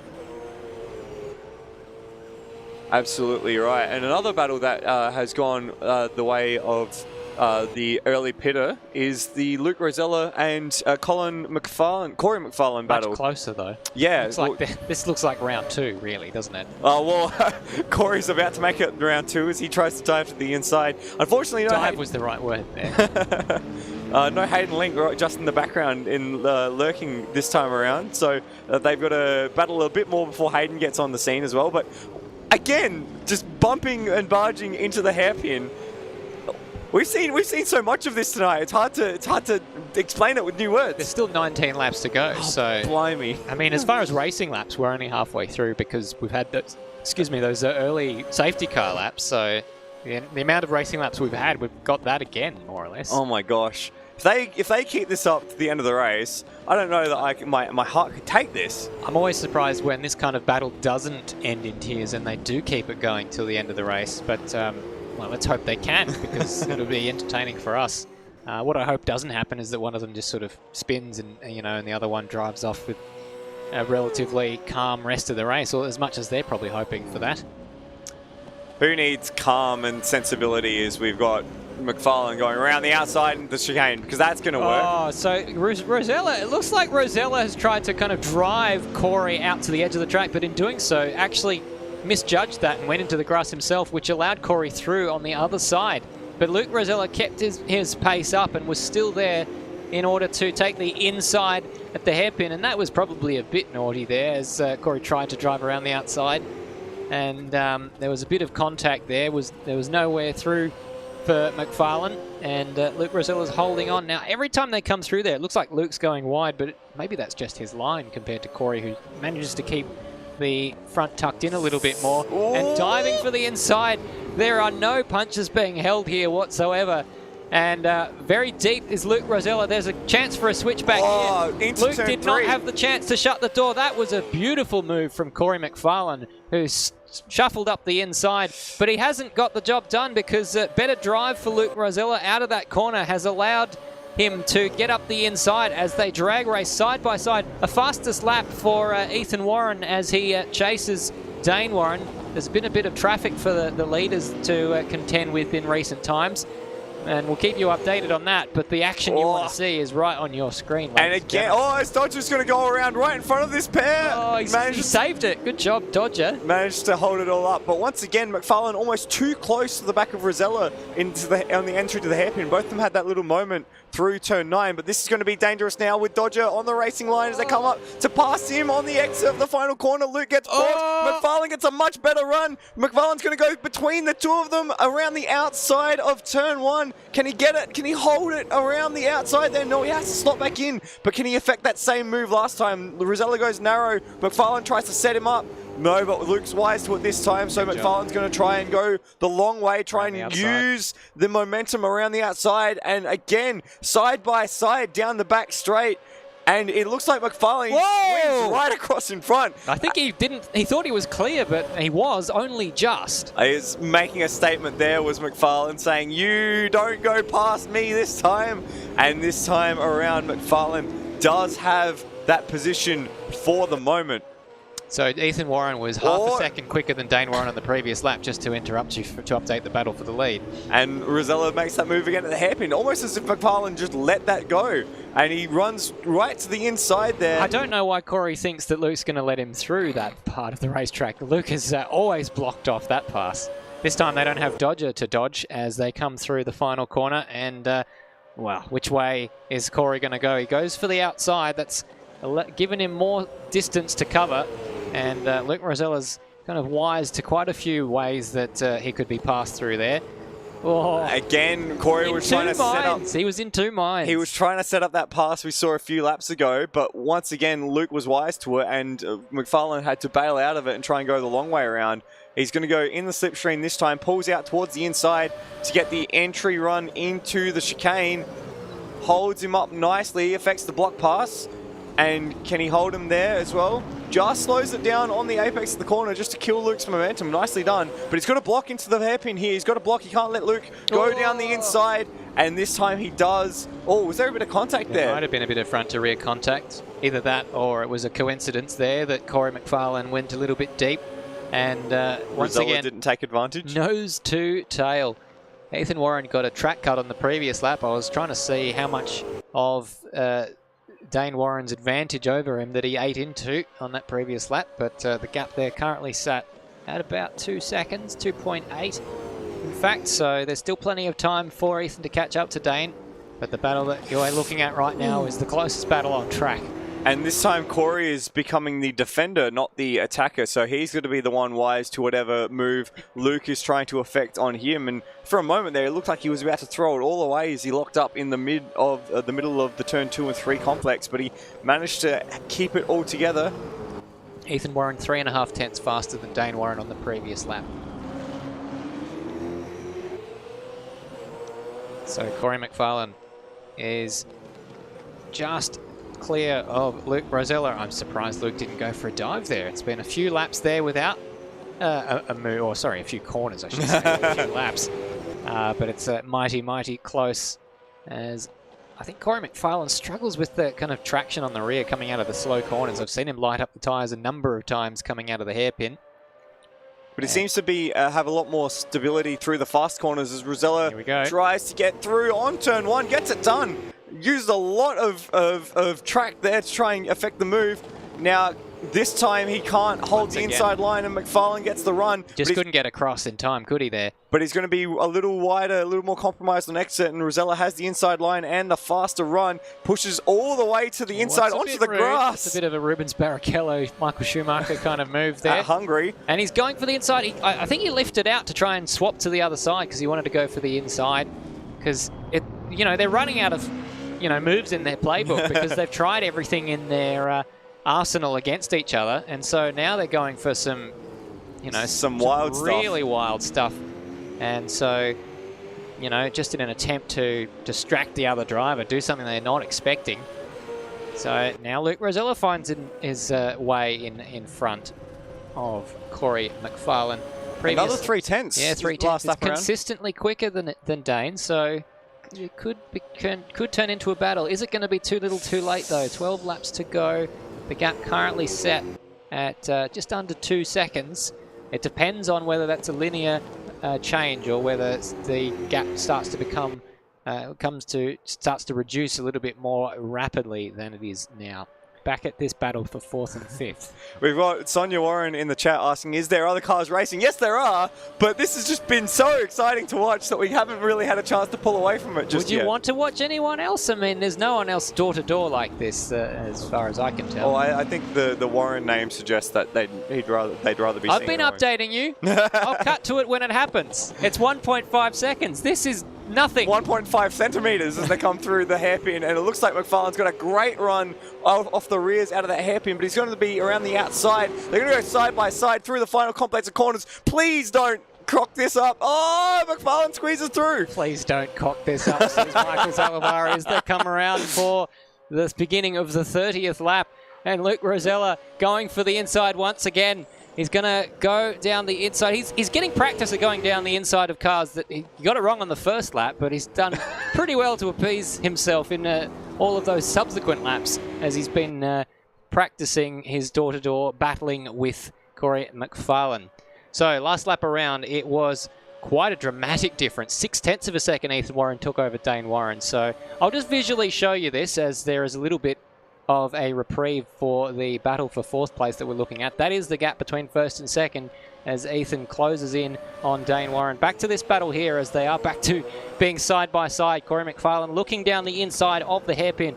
Luke Rosella sees him coming, tries to effect the switchback, and it doesn't work because Corey got great traction out of the hairpin on that occasion. Yeah, it almost looked like Rosella gave away a little too much in trying to do the switchback that time around. So he's raged onto the back of the car now, and there's contact in the middle of the corner. How that didn't end up as an airplane crash, I won't know for my entire life. But once again, Rosella's going to try and squeeze down the inside at turn 1, and he does it once more. McFarlane's got to figure out a way to block the inside for turn 1 because it's now 4 times in a row that Rosella's managed to squeeze through there, but he's going to try and get the move done on the exit of 4, and it's going to be a drag race down the back straight once again. Battle for the lead is under 1 second, but Ethan Warren got another track cut on that previous lap, so he's using up his chocolates. And you can see it in the back of shot there as we see McFarlane dive to the inside and use a lot of curve and try and hold Rosella high and dry. Can he get it stopped at the second part of the chicane? Yes, he can. Can he block it on the inside of the hairpin? Or he leaves the door open. Rosella doesn't go through. Yes, he does. Wow. So Corey went a little bit deep into the hairpin and gets muscled out of the way there by Luke Rosella. Luke Rosella very wide on the exit. Right, now we're going to join the battle for the lead because Ethan has caught up to Dane Warren. So Dane's tyres are screaming, I should think. And Ethan, whatever setup he's put on that car, whatever balance he's found is working wonders for him. I wish we could do split screen right now because the other battle is just as close. So now we have the dilemma of a battle for 1st and 2nd and a battle for 4th and 5th. But Dane Warren grimly holding on as Ethan Warren just seemingly with the better car balance. The car is treating its tyres nicely. Dane is, you know, just struggling to get the traction down. You can see him wiggling the car out of the slow corner, well, even the medium speed and the fast corners as well. And Ethan looks very settled indeed. Yeah, last lap around 7/10 of a second was the advantage. Ethan, oh, a big lock up. He got himself into the grass and is locked up. How did he get that stop? That was tremendous braking ability for Dane Warren after a little bit of a mistake. Corey McFarlane going through on Luke Rosella. They're side by side on the exit. We're staying with this battle for the lead there as Dane Warren holding on for grim dear life. Can he hold on for 8 laps, Stairs? That's the question. 8 laps is still to go in this race. The pace advantage that Ethan has had, you know, 6-7 tenths of a second at times. It's absolutely remarkable that, you know, he's kind of come out there and had that sort of advantage. But I suppose that is the pain that Dane Warren took by affecting that early pit stop and getting the track position by 3.5 seconds or so. Now his tyres are starting to cry no more. Or using a lot of curb through 2 and 3. He's got Ethan right in the wheel tracks. Again, a big slide onto the back straight for Dane Warren. Ethan goes to the inside and it's going to be side by side down the back straight. Ethan's got the line on the inside. That's almost touching door handles as they go into the chicane. Dane's very deep on the brakes. If he can stay there, the track opens up for him the next corner and he moves Ethan off to the side of the road and maintains his position for now. Now, unless I say otherwise, just imagine that Corey McFarlane and Luke Rosella are also side by side. Because every time I look at the other screen, they are. But the battle for the lead is side by side. Dane Warren on the inside, holding on just by a few car lengths. There's a little over 6 laps left in this race. Can Ethan Warren get the job done? He seems to have the pace. Does he have to strike while the iron is hot, or can he bide his time? It looks like Dane has done a very good job of holding something in reserve. He's blocked a drive-through penalty for Corey McFarlane. That's going to be for track cut, so that paid to the battle for 4th and 5th. We'll stick with this battle. And there is contact there. Ethan into the back of Dane there, but isn't able to take advantage, or maybe he didn't want to. And down the straight. Looks like Dane's a little bit slow. Is Ethan just kind of holding back here, or is he just inching up alongside to go down the inside at the chicane? The drive-through penalty for Corey McFarlane hasn't stopped him battling with Luke Rosella. There's a bit of, you know, barging going on back further down as well. Big smoke show from whoever it is that these guys are about to lap. Corey McFarlane and Luke Rosella. That's them just in the top of shot there. Wow, that's an advantage that these guys have over everyone else in this race, isn't it? Absolutely. Aside from Kurt Stenberg, who's very lonely on track. We've got a yellow flag in this sector, and that's because we've got a car backwards off the side of the road. Dodger. That's Dodger. It's Dodger. So Dodger's had probably quite a scary moment through that last corner to find his way backwards through that corner. So once again, Dane has managed to hold on against his brother Ethan. Still we got 5 laps left, including this one. It's getting close to the end. Can Dane continue to hold on? He's been very good under brakes in these slower sections, into the hairpin, into the chicane. Well, even when he dropped 2 wheels in the grass here a few laps ago, he still managed to get it stopped quite convincingly for the corner. So I thought that was quite interesting. I am also very interested to see what happens when they actually catch up here to Luke Rosella and Corey McFarlane. Corey hasn't dived in for his pit stop yet. And the over-under's on, and Ethan's gone through. Ethan squeezed his way through, says. So they both dive in, Luke and Corey. Are they doing that so that they can keep their battle going? Yeah, of course they would. Well, I think they're clear of Hayden Link. Well, they're a lap up. I'm not actually sure what the gap is. They're all going to go a lap down to the leaders, but Ethan Warren getting past Dane. So Dane just going a little bit deep there. We'll catch a replay. Here's the two charlatans. There's 2 charlatans doing their thing, and that's going to allow them to continue their battle as we queue up a replay for the pass for the lead that we just saw. And Dane Warren going to the inside, but just couldn't keep the nose into the apex, and Ethan was able to sneak through. Yeah, I think the front tyres cried enough there for Dane. He looked like he was at the very limit of what he was what the car was capable of, and went very narrow on entry, and the car just cried enough and spilled him wide, and that was enough for Ethan to come through. So great racecraft from Ethan Warren. He hasn't seemed to drop Dane just yet. It's, half a second, 4/10 of a second. Oh, there was a hard mouth moment there. It's a bit of a lag spike, I think. But yeah, no, he's got to just get back into the rhythm that he had before he caught up to Dane Warren. And if he can do that, he should just be able to edge his way away from his older brother, who has to be said, doing a lot of E-Series stuff, iRacing. Might not be most as familiar with Automobilista as he was earlier in the season. So perhaps a little bit out of practice. Ethan, not so much. So who knows? This stuff is still going on. Oh, gosh, still. Now for 7th and 8th, so they've dropped behind Hayden Link, Aiden Sykes, right, so they didn't have and the gap. RSM Latino. All right, so they're just doing it for their own, the benefit of their own entertainment at this point. And well, someone's got to be entertained by this. Are you not entertained? My apologies to absolutely everyone else in this race who we haven't shown much of. But to be fair, it's just Luke and Corey. The battles are just not as close. Yeah, they're just hogging the airwaves. Oh, we've got a yellow flag in that section, and that's because it is I think that's Trent Allen. Trent Allen. Oh, sorry. Big dive from McFarlane. Can he get it hooked up? He does. Just. Can he block out Rosella? He does. Just. There's a little bit more contact. I reckon they're wearing more of each other's paint than they are their own paint by the end of this race. Rosella gets the slide on and gets it backed into the hairpin. Can't hold on to that one. So he will drop that position once again, but I'm sure McFarlane will give that back to him at some. Oh no, there's a. Oh, you just cut away from the big moment of contact in the middle of the corner there. That's all right. They survived. There was 2 wheels in the grass, but I had to cut back to this because it did look like Dane was close enough to potentially have a little bit of a look down into the chicane. So being kept in contention here by the slipstream. So Ethan Warren doesn't have it won yet. He's just got to hit his marks and just make sure that he's covering off any potential moves from Dane. I wonder if it's a bit of a mentality thing for Ethan. Normally he's the one chasing so much. He's pushing so hard to catch that car in front. Sometimes when you finally get to that car in front, it's almost as if your brain switches off and you've got to work really hard to get back into the zone. Yeah. So I wonder if he's more comfortable chasing than he is being chased, because at the moment he's lost all the rhythm that he had prior to catching Dane Warren. Yeah, did he use up too much of his tyres trying to get past Dane? It did take him a few laps to do so.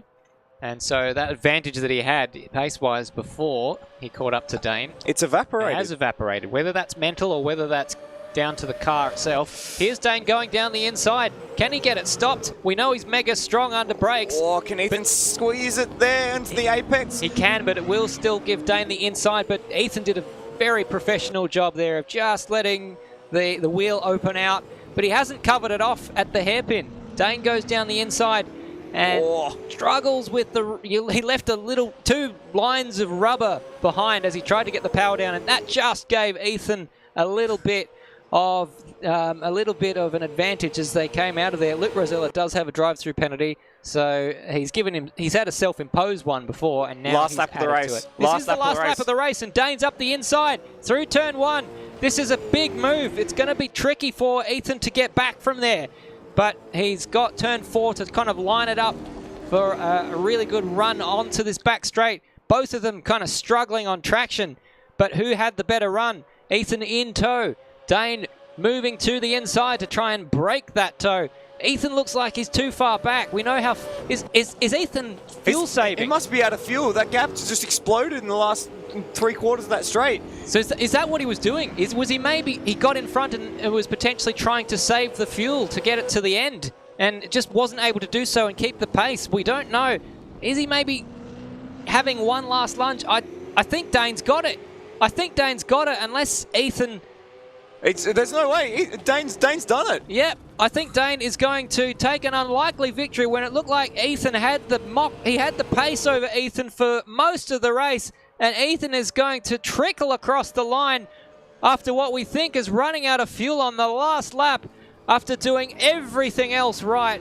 Heartbreaking for Ethan, but what a masterclass from Dane Warren, finding a win when it looked like all the odds were against him. What a finish. And there's Ethan Warren parked up just next to the pit exit there. He's gotten only just to the line. Kurt Stenberg, a very lonely race in third. He'll come across the line for Trans-Tasman Racing to support that team's championship.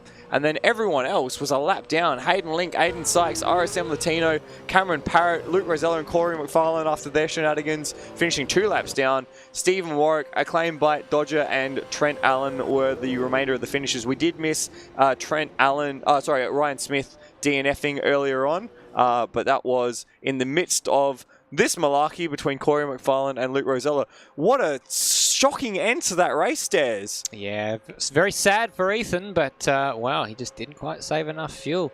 We wondered where his pace had evaporated to, and it was the fuel that had evaporated, evidently. So Dane Warren will take home full points, 150 points, which is good for his charge back towards the top of the championship. I'm sure Colin Warwick would have been hoping that Ethan could get that W.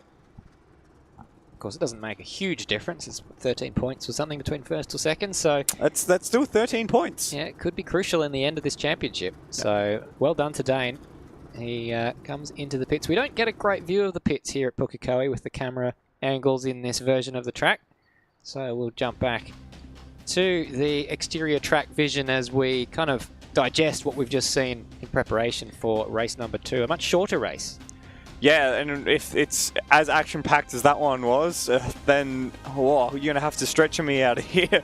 A quite thrilling race, not just at the front with the difference in strategy between the Warrens and then the catch and then the release and then the catch again, but also as much as they were having a laugh themselves, the battle between McFarlane and Rosella kept us interested and intrigued through the whole race, and I don't think they spent more than a bumper width apart from lap 3 to lap 43, even though it was only a 41 lap race, and even though it was only a 39 lap race for them because they were 2 laps down. So they really kept us intrigued. Hayden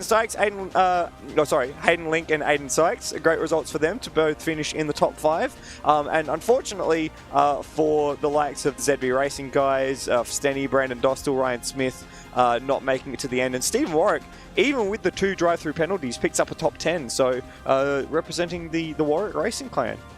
Yeah, good job. He's been handily picking up points all throughout the year, and he's going to find himself with a pretty handy championship position as a result. As we roll through into the next session. So a shorter race in prospect with, what did we say? Was it 11 laps? 15 laps, 15 I believe. and an 11 lap pit window, I think it was. Yes. Then. But it was the fastest lap there for Ethan Warren, a 102.6 if I'm not mistaken. But towards the end of that stint, when he was trying to fuel save, he was into the mid-4s. Some of that would have been tyres, but most of that, I think, was just the lift and coast that he was dramatically trying to do to hold on to that victory. Didn't work out in the end. He finished 3.7 seconds adrift of his brother as he coasted across the line. It just was too little too late. Yeah, we saw when he was catching Dane that he was putting in 208s, 209s, and then once he got past and effected the move, he was out to the 3.5s. So was going slower than Dane was when he was catching him. So maybe not quite the right strategy to go hell for leather to try and make the move and then try and conserve once he was ahead. But you know, you gotta give him props for trying.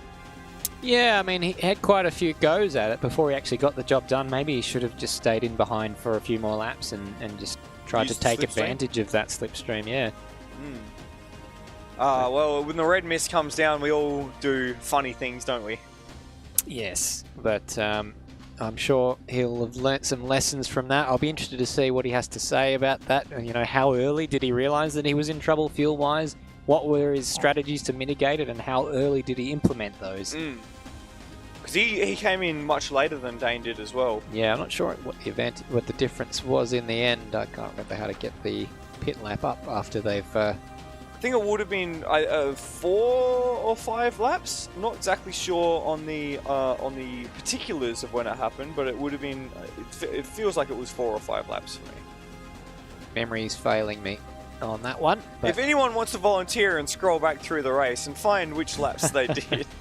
But yeah, it was significant. It was a significant number, with Dane being the first of kind of the early runners to do so. It took quite some time, and Colin Warwick reminding us that this is the last official race at Pukekohe, which is, you know, that's just quite a harsh reminder of that. Very sad that that's the case, because it always throws up good racing, as we've just seen. You know, we didn't just say that to pump up our own tyres here. We did that to, you know, to tell you the truth. Absolutely. And this one's going to be a sprint race, so if you thought the last one was bonkers, just wait for this one. Absolutely right. It can only get more hectic from here. Yeah, it is unfortunate that the site, we detailed it in the beginning of the show, is going to be no more, and will go the way of the Dodo and of Holden and of the Falcon. And a lot of other things that, you know, we all love and treasure dearly. But we will have the memories, and we'll have the streams to come back on. That's true. Yes. Lots of memories of past racetracks. Yeah. Why can't they get rid of Sydney Motorsport Park? Had that enough times. Yeah, I agree. I mean, not that it's not a bad track. It's just we've had way too many races there in the last 2 years. Yeah. Another racetrack that I do miss very much, Oran Park Raceway. That was a good one. Yeah, I mean, it's not very often you get a figure 8 track, do you? Yeah, absolutely. And something that was always a lot of fun and useful for every form of racing, from drift cars to supercars. And very peculiar that it has a sharply inclined, or had a sharply inclined main straight. Did I say that Barbagello's not on next year's calendar as well? Is that something that's occurred? Really? I don't. That doesn't sound right. Oh, there was something. I don't know if maybe it was just like a preliminary, preliminary calendar or something. But I think I saw Kurt a bit frustrated that they weren't going to WA next year. I did see that. I read wrong. I did see previously that the Bend wasn't on next year's calendar, but that was... doesn't matter. Wow. I like the Bend. Why don't you like the Bend? It's fine for ASC, but I don't know. I'm not a huge fan of the real-life action that goes on there. Is that because you went that one weekend where there was like 5 cars in 12 categories and it was the most boring weekend of racing that anyone's ever witnessed? I've gone to a supercars race there, and okay. I didn't find that particularly entertaining. Fair enough. You know, we've got Adelaide 500, and it's not fair for SA to have 2 races if WA is not getting any. That's true. Oh, and Simmons Plains not getting a race either, so wow. Tasmania as well. What are we doing? How are we going to grow this sport in the country if not every state has its own race? You know, they're just aggressively downsizing. At this point in time, the calendar hasn't been released, but it looks like a few notes have been made. One of them is saying that it's going to be 12 rounds next year, is the idea. And while I'm finishing that thought, let's have another look at Pukekohe Raceway for the last time, Stairs. Yeah, the last time. That's what it looks like. Embedded into your memory. So that race lap record, we didn't come anywhere near that 101.9. That's still held by Dane Warren. Ethan Warren was in the 2.6s for his fastest lap of the race. So Dane will continue to be the record holder unless he can, unless Ethan can do anything spectacular in this last sprint race. Reminds me a little bit of Sandown in that it kind of goes around a horse racing track, and it's, you know, that kind of opening sequence. It's like Sandown, but a lot faster turn one. Yeah, absolutely. A lot more flowing, and a much better racetrack, I should say. I actually, having seen Sandown in person, I didn't appreciate how cool it was until I was actually there. Well, it's distinct, and I like tracks that have this kind of something that's unique about them. Something else that you may not realise, Stairs, is that the entire back straight here at Pukekohe has a train line right behind it. Oh, there you go. Yeah.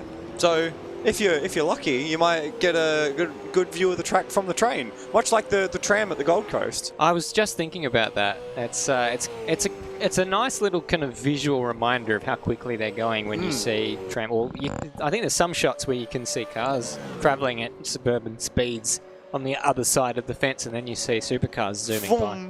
That's what you need to you know, because it's very easy to forget how quickly these guys are travelling when you actually are just watching them on television. It's like if you go to a football game and you're like, my God, these people are much taller than they look on TV. Yeah. Because they're all tall, so, you know, you can't tell that they're tall when they're standing next to other tall people. Yeah, you kind of lose a frame of reference. And then also they kick much further than you expect. Yeah, yeah. Kind of terrifying. Anyway, supercars, right? Qualifying for the sprint race this evening. We've already got a lap in from Dane Warren, a 102.1, which is faster than he was in the first qualifying session by 0.002 of a second. Yeah, he's got another 0.6 to find his own record from 2019.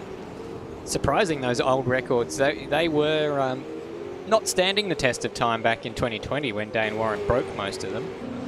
We've got a note from Cole in the live chat saying that they were on the soft tyre, which we haven't been using this season.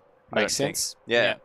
So that's why none of these records have come. They've not come anywhere close. Acclaim Bite into 9th place, RSM Latino into 5th, and then immediately held on to it. Well done. Wow, getting some airtime for whichever company has that blue oval logo. God, yes. That really sounds like something Madbird would say, what I just did. You're channeling his chaos, seeing as he's not here to channel himself. Just being an absolute troll. Luke Rosella into 3rd at the moment. He's a whole 8 thousandths of a second behind Kurt Stenberg, and he's up on his first sector time. Yeah, but he's being overtaken by Luke Rosella. He's having to overtake Aiden Sykes on his qualifying lap, so that may hinder his progress somewhat. But he would have the slipstream as well, so we'll see at the second sector split, he is down, unsurprising at that point. It's cost him quite a lot there, so he's coming into the pits, so he'll have probably one last kind of multi-lap run potentially to see what he can do. So we haven't seen what Ethan Warren can do yet. Currently sat in 14th place. And he's out on track at the moment. In fact, he's just coming to the line, and it's going to be a quick one from Ethan Warren. It is a 103.2, so not quite as quick as we would expect. I think he would be hoping for quicker. I think he would as well. Given the start that he got, he wants to be up there with Dane because that put him in a good position to control that race. If he's starting back and forth, he's not going to be able to do that so much. Well, that has been the story of the season. It's been Dane Warren from Ethan Warren on the front row, and then Ethan Warren gets the whole shot, holds on for a few laps. In this case, it was, 40. And then Dane swoops through when he has the chance and takes the win. Except he didn't do that until right at the end in the previous race. I did say, he held on for 40 laps this time. Yeah.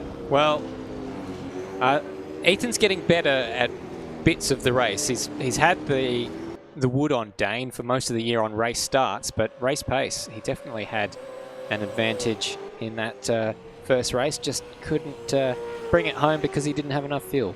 He was using too much of it. Here he comes. 0.6 up this time around for Ethan Warren on his own PB. As he comes to the line, it's a 102 and it's a 102.7, so lost a little bit in that final sector, Stairs. It's enough to get him on the front row, though. And that would be where he wants to be. you would suspect. Yes, I think so. I think that's probably better than Auschwitz.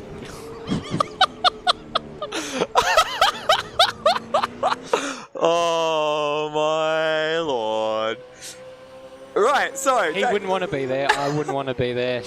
I don't think many people would want to be there. Yeah, my point exactly. Oh my gosh, Des. So Kurt Stenberg has just jumped back into third. He had momentarily dropped down to fourth, which is not where he wanted to be.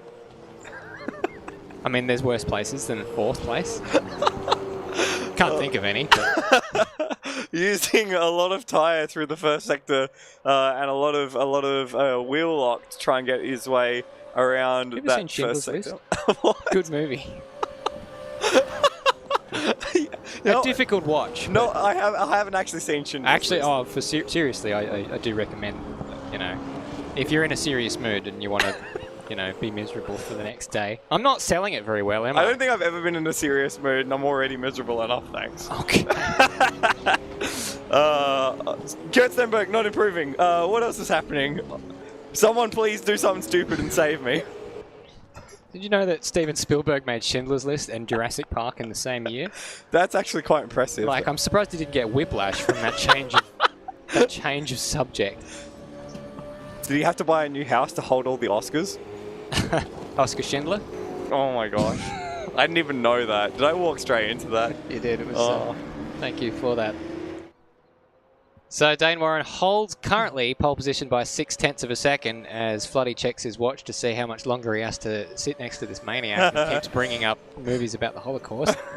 We're going to have one final run from Dane Warren. Looks like we're going to have one final run from everyone, it looks like. We're going to have one final run from everyone. Luke Rosella marginally up on his PB, currently sat in 5th, but marginally up would be enough to jump ahead of Corey McFarlane. Yeah, it would be only 66 thousandths of a second separating the second and third rows of the grid.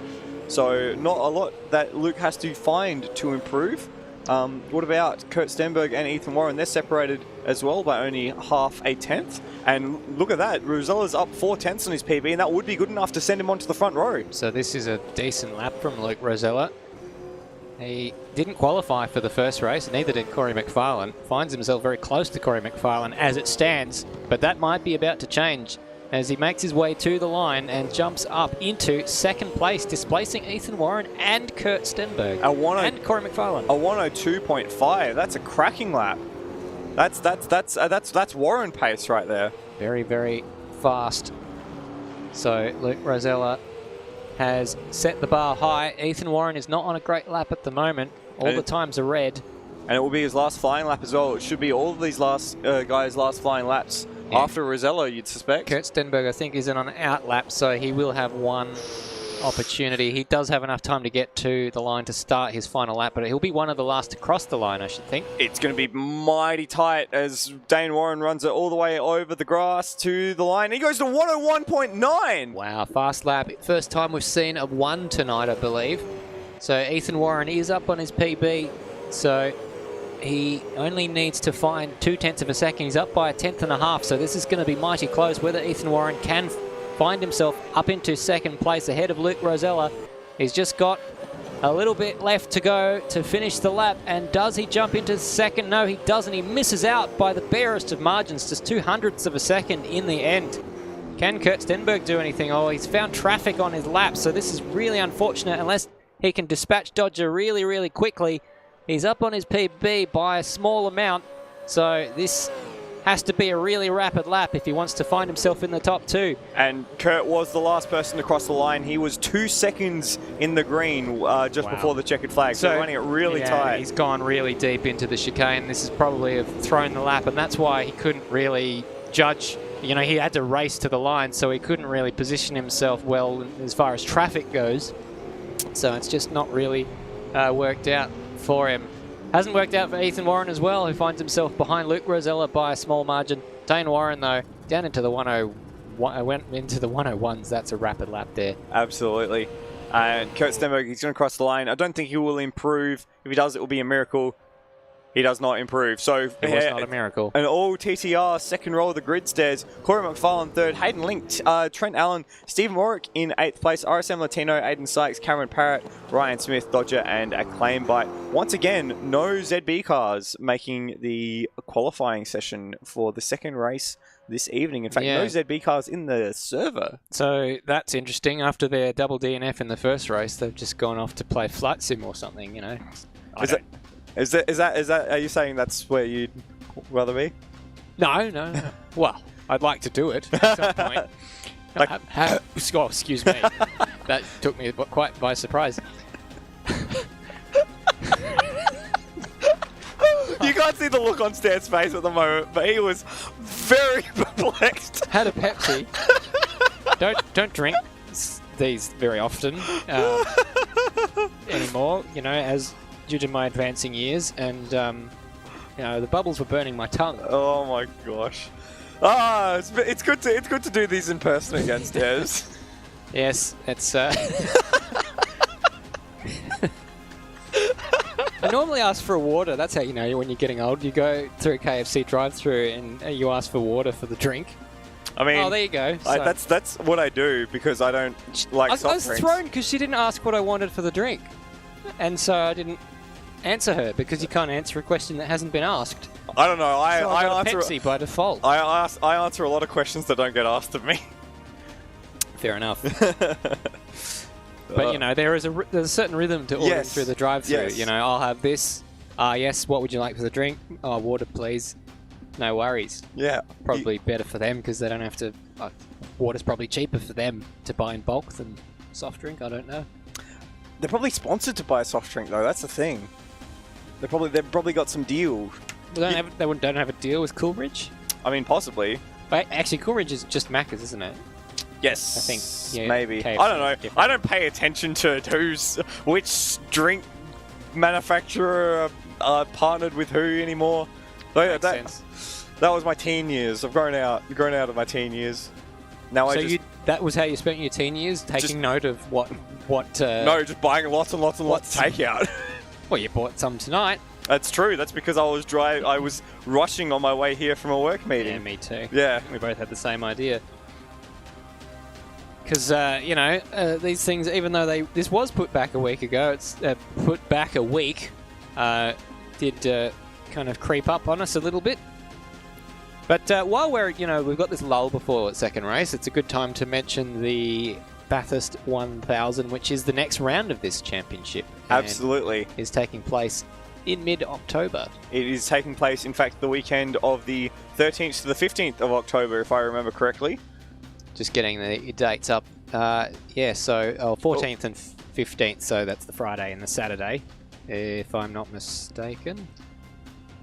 And that'll be, once again, the full shebang here, Stairs, with 4 commentators and a pit bunker and 2 people teams and a person to camera, and we'll go on the whole hog. Yeah, we'll see. I'm not sure because we'll have Bagsy. We'll actually have to firm up on the team because we know it's going to be me and Madbird, Bagsy, and hopefully Matt Dunlop. We'll see if he's about. He couldn't make it last year because of his commitments for Cricket Australia, running all of their social media campaigns. But imagine getting a real job in media. Actually, when does the T20 World Cup start? Because that might clash with... Oh, it is going to be in October, isn't it? Yeah, it's a shame. Damn it, Madbird. Not Madbird. Damn it, Maddie. I mean, also damn it, Madbird, just for a myriad of other reasons. Might be a bit busy. Matt Dunlop as well has filled in earlier in the year for us, which was good. So we like to keep him current on this championship because he offers some interesting insights as well. But if Bagsy's not too busy flying on planes to FIFO destinations on Cobham Airlines, then we'll get him involved as well because he always offers a unique perspective as well on the races, which we like to have because he sees the more broader strokes, whereas we can often be focused on the minute details of the exact battle that we're looking at. And I can't wait to get in front of a whiteboard, in front of a screen again, do some hard rubbish Larco analysis as I've done the last few years. I can't wait to see how Madbird breaks the whiteboard this year. And also, for those of you watching, if you're interested in being involved as a competitor as well, I believe the place to go to is the Automobilista Supercars Championship Facebook page. If you haven't already, you can sign up there, or they'll give you the details for the Discord, and you can sign up. It's 2-car teams doing the full 1,000 distance.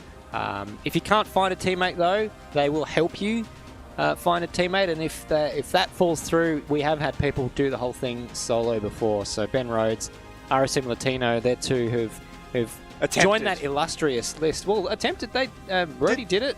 RSM Latino did it. He did it? Oh, yeah. That must have been 2019. That was back in the day. Ben Rhodes attempted it in 2020 and then managed it in 2021. Ah, yes, I remember that 2020 occasion. The classic. Tipped it off at the chase because I was trying to grab my water bottle. Yeah, well, I mean, it's a long time to go without drinking, so you do have to make sure that you're prepared. You have a plan of some sort to keep yourself hydrated. Speaking of having a plan, we've got a plan for you for the next 15 minutes, 16 minutes, and extra. It is the second sprint race of this evening, 15 laps. We are just about to get the formation lap underway, and it will be Dane Warren once again leading us from the pole position ahead of Luke Rosella, who set a cracking lap in the second, right at the very end of qualifying to qualify in second place. It is an all Trans-Tasman second row of the grid with Ethan Warren from Kurt Stenberg in positions 3 and 4. They'll be looking to make a good start and try and squeeze their way through to the front. 5th place will be Corey McFarlane, and 6th place, sharing row 3, is Hayden Link. Great qualifying result for Hayden Link. We've got a disqualification for Stenny. That's certainly something. We'll get to maybe we'll get to the bottom of that at some point. Guessing he probably drove out of the pit lane after missing the grid. Oh no, which is instant dismissal. That's unfortunate for Stenny. Trent Allen qualified in 7th place. Stephen Warwick in 8th place, finished in the top 10 after having 2 drive-throughs last race, so hoping for a better race this time around in the shorter race with Steve Warwick. He's got his teammate, RSM Latino, in the Warwick Racing Team number 72 for company, just behind him, and then it is Aiden Sykes rounding out the top 10. 11th place is Cameron Parrott in the ever-present Maple Leaf Sim Sport number 5 car, the Tim Hortons car.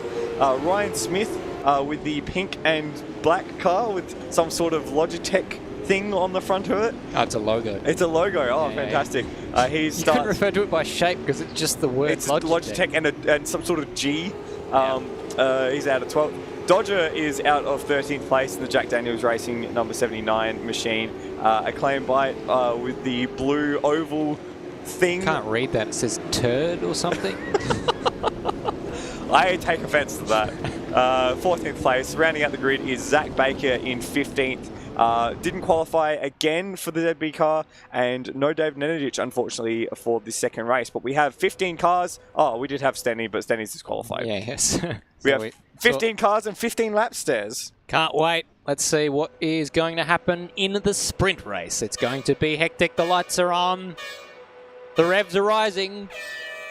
And off they go. A cloud of smoke ascends over the field as Dane Warren gets a much better start than he did on race 1. All those behind him jostling for position, but it looks like it is the Trans-Tasman car of Ethan Warren who gets through into second place. Big moment of contact between Rosella and Stenberg in the background there. So lucky that neither of them went into the wall or into another car, but they've all managed to squeeze through the first complex of corners safely. It is Dane from Ethan, from Rosella, from Stenberg, from McFarlane as they come down into the chicane for the first time. That was exactly the start that Ethan Warren wanted, and look at that, he's shooting through into the lead already. My goodness, is he rapid on these opening laps. So he got ahead of Luke Rosella and was able to effect an overtake on Dane Warren, but it's not done yet. There's all sorts of action going on as we have almost 4 into 1 into the hairpin. Dane Warren manages to get himself back up in front as we see a bit of a moment for the as the ever-present Tim Hortons car in the background. 2 TTR cars back into each other. Kurt Stenberg into the back of Ethan Warren, and down the inside goes Luke Rosella. It's going to be tight as they come into turn 1. Warren, Rosella, Stenberg, McFarlane, the nose to tail, bumping, barging, pushing, prodding, poking, probing, and it's Rosella. He's going to squeeze his way through into second place. McFarlane's going to come in through into third. It's all fallen apart for Ethan Warren. He was in the lead a lap ago, and now he's battling to get back into second place. I thought Corey was in front of him for the time, a small time. It's 3 wide almost going into turn 2 for second place. Corey struggles once again with traction on the rear as Luke Rosella manages to push Dane Warren out of the lead. And now Ethan could wipe around the outside and get into the lead as well. It's going to be Rosella. Dane's fifth. How? He was first a minute ago. And so this is sheep station stuff. This is MotoGP kind of stuff. One little sideways moment, and you find yourself losing 4 positions. This is dangerous here as they go side by side through the final corner. Dane Warren versus Rosella. Can Rosella hold on? McFarlane's all out of shape. Rosella's off into the weeds. It's going to be, there's contact in the middle of the corner as well. It's going to be McFarlane from Dane Warren. They're going to go 3 wide to turn 1. Surely no one can get through that safely. Wow, they have so far. And Corey enters turn 1 in turn 2 in the lead, and they all get through that. The 2 TTR cars side by side in 4th and 5th. Corey getting kind of muscled onto the grass there, pushing Dane onto the grass.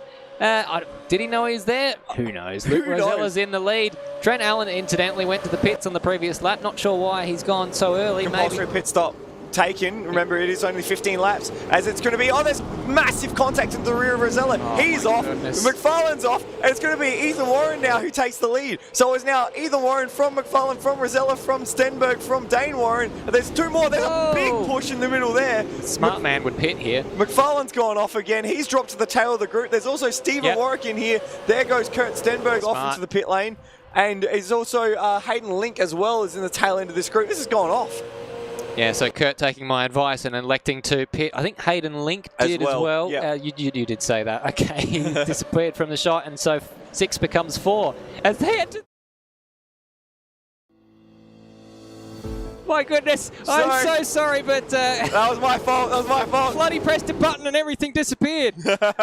And we had Zach Baker set the fastest lap of the race last lap around. That's what's going. That's how crazy this has been. Who knows what's happening, Stairs? I don't even know where we are anymore. All right, so Ethan Warren leads the way, but Dane Warren is trying to distract him by going down the inside after dummying to the outside. And Luke Rosella's trying to drive around Ethan Warren. And Dane's around. Served into the side of him. And now it's just 4 wide. It's a wall of cars coming towards the camera. Dane's out the inside. Corey tried to block him off, but there's no way to do that. There's always a way. This is absolute music to the ears of Kurt Stenberg as they're going along at a snail's pace because they're driving more sideways than forwards. And Kurt Stenberg has got a nice bit of clean track in front of him to start hammering out some decent lap times. Oh, this is absolutely mental here. Once again, McFarlane to the inside, Rosella to the inside, Warren to the outside, Warren to the backside. They're going side by side. Warren's gone around the outside. Surely he can't get away with that. There's massive contact again between Rosella and Dane going through turn 3 and 4. But they're going to squeeze out the other side. It's going to be Dane Warren who leads this lap. No one's led for more than 100 metres in a row, Stairs. They're going to have some bent steering, I can tell you. There's a lot of reactionary movement here, so there'll be some penalty points handed out, I should think, by the driving standards observer at the end of this race. As down the inside, Luke Rosella goes on Ethan Warren. That's good for Dane, who can shove himself clear. Yeah, this shoves him out of the way, then Corey comes through. But I think Dane might just be a bit of a Corey break. dives to the inside just to make sure that Dane doesn't forget about the rest of them. I don't make mistakes, I make prophecies that immediately turn out to be wrong. This is cracking stuff, and it looks like Steve Warwick's getting out of the way here. He's gone into the pits behind this battle. Steve Warwick might get an undercut on these guys. The way they're going, it looks like it's down to 3 unless Luke Rosella can reattach himself to the battle. So they're all 104.4, 104.8 for Corey McFarlane. Meanwhile, Kurt Stenberg 105.7. So he hasn't actually been able to find the pace just yet to take advantage of this, although he has just gone purple in the first sector. Having said that, Dane Warren with a bit of clear track has gone purple in response to Kurt Stenberg's purple. But it's not too much clear track because Corey McFarlane's throwing it down the inside of Dane Warren. Once again, they make contact, this time on the exit of the chicane. And now that's allowed Ethan Warren and Luke Rosella just get straight back into it once again. Ethan Warren around the outside into the hairpin. Luke Rosella down the inside of the hairpin. And, it's a big squeeze there. But still, Dane Warren's out the head of it. Kurt Stenberg, by the way, Stairs, fastest lap of the race, a 3-2. Well, he has done that. There you go. So he's responded then early, and this is just a bit of a rude peloton here. It's like a bunch of farting cyclists. That's what that is. Oh, I'm going to keep that one in the back pocket. That's hilarious. So Ethan Warren looking down the inside. Dane Warren's just clear enough. Luke Rosella's going to try and chuck it down the inside at 2, but thinks better of that one as Dane jumps over the curbs and Luke Rosella gets himself a drive-through penalty on lap 7. We're not even a half race distance. That's ludicrous. This just goes to show how crazy. Oh, Zach Baker in the background. Well, we thought he didn't start that race, did we? But it was evidently he did. But it looks like he's ended it. 3 wide into the chicane. Luke Rosella bombs down the inside, collects the curb, and exits stage right. Put him in the bin. And that just allows Dane Warren to just swoop through again. They're going to go 3 wide into the hairpin as Ethan Warren going to squeeze through. Kurt Stenberg sets a 103, so taking seconds a lap. He's going to be well clear of them. This is Kurt Stenberg to lose here. Here comes Corey McFarlane. Smartest choice he's made all night. So that's a good idea to get himself out of that melee. Now that that's happened, though, these guys are going to start going faster because by making that a 3-car battle, these guys have got a little bit more clear track to kind of stretch away. Luke Rosella probably should be taking his drive-through penalty, really, but he's just, I guess, causing a bit of a headache for Ethan Warren. That's the second drive-through penalty that he's just picked up as well. So he's being a nuisance to Ethan. It's allowing Dane to get away. And Wobbler is the term I think that they use. They're parrots, aren't they? Just something comes up with, one of them comes up with something, and they all just parrot it at each other. Well, Cameron is. Luke's a Rosella. Oh my gosh! I can't believe I let that happen. It's just an open goal. Thank you very much. To all of the people tuning in, I formally apologise for what's just happened. This is why they tune in. I'm sure it is. Dane Warren in the pits. Luke Rosella taking his drive through. That leaves Ethan Warren at the head of the field on his lonesome for just a moment. He's going to be privileged not to have his ears boxed in for a change. He comes out as Zach Baker comes out just ahead of him on track, which is going to be complicated just a little. It's going to complicate things just a little. So Ethan leading the way and Kurt Stenberg 37 seconds behind him. Corey McFarlane is 46 seconds behind. So that's a 10-second gap between Stenberg and Corey McFarlane, which is mainly down, they were in that battle pack together. That's mainly down to how much they were battling each other in that pack that Kurt Stenberg has found 10 seconds. Yeah, and I'm just trying to find as well when the likes of Ethan Warren and Dane Warren coming out of the pits. So Dane Warren's just coming out of the pits now, and so that gap between Ethan and Dane is 42 seconds. And in fact, we do have Luke Rosella DNFing from the race as well. No surprises there.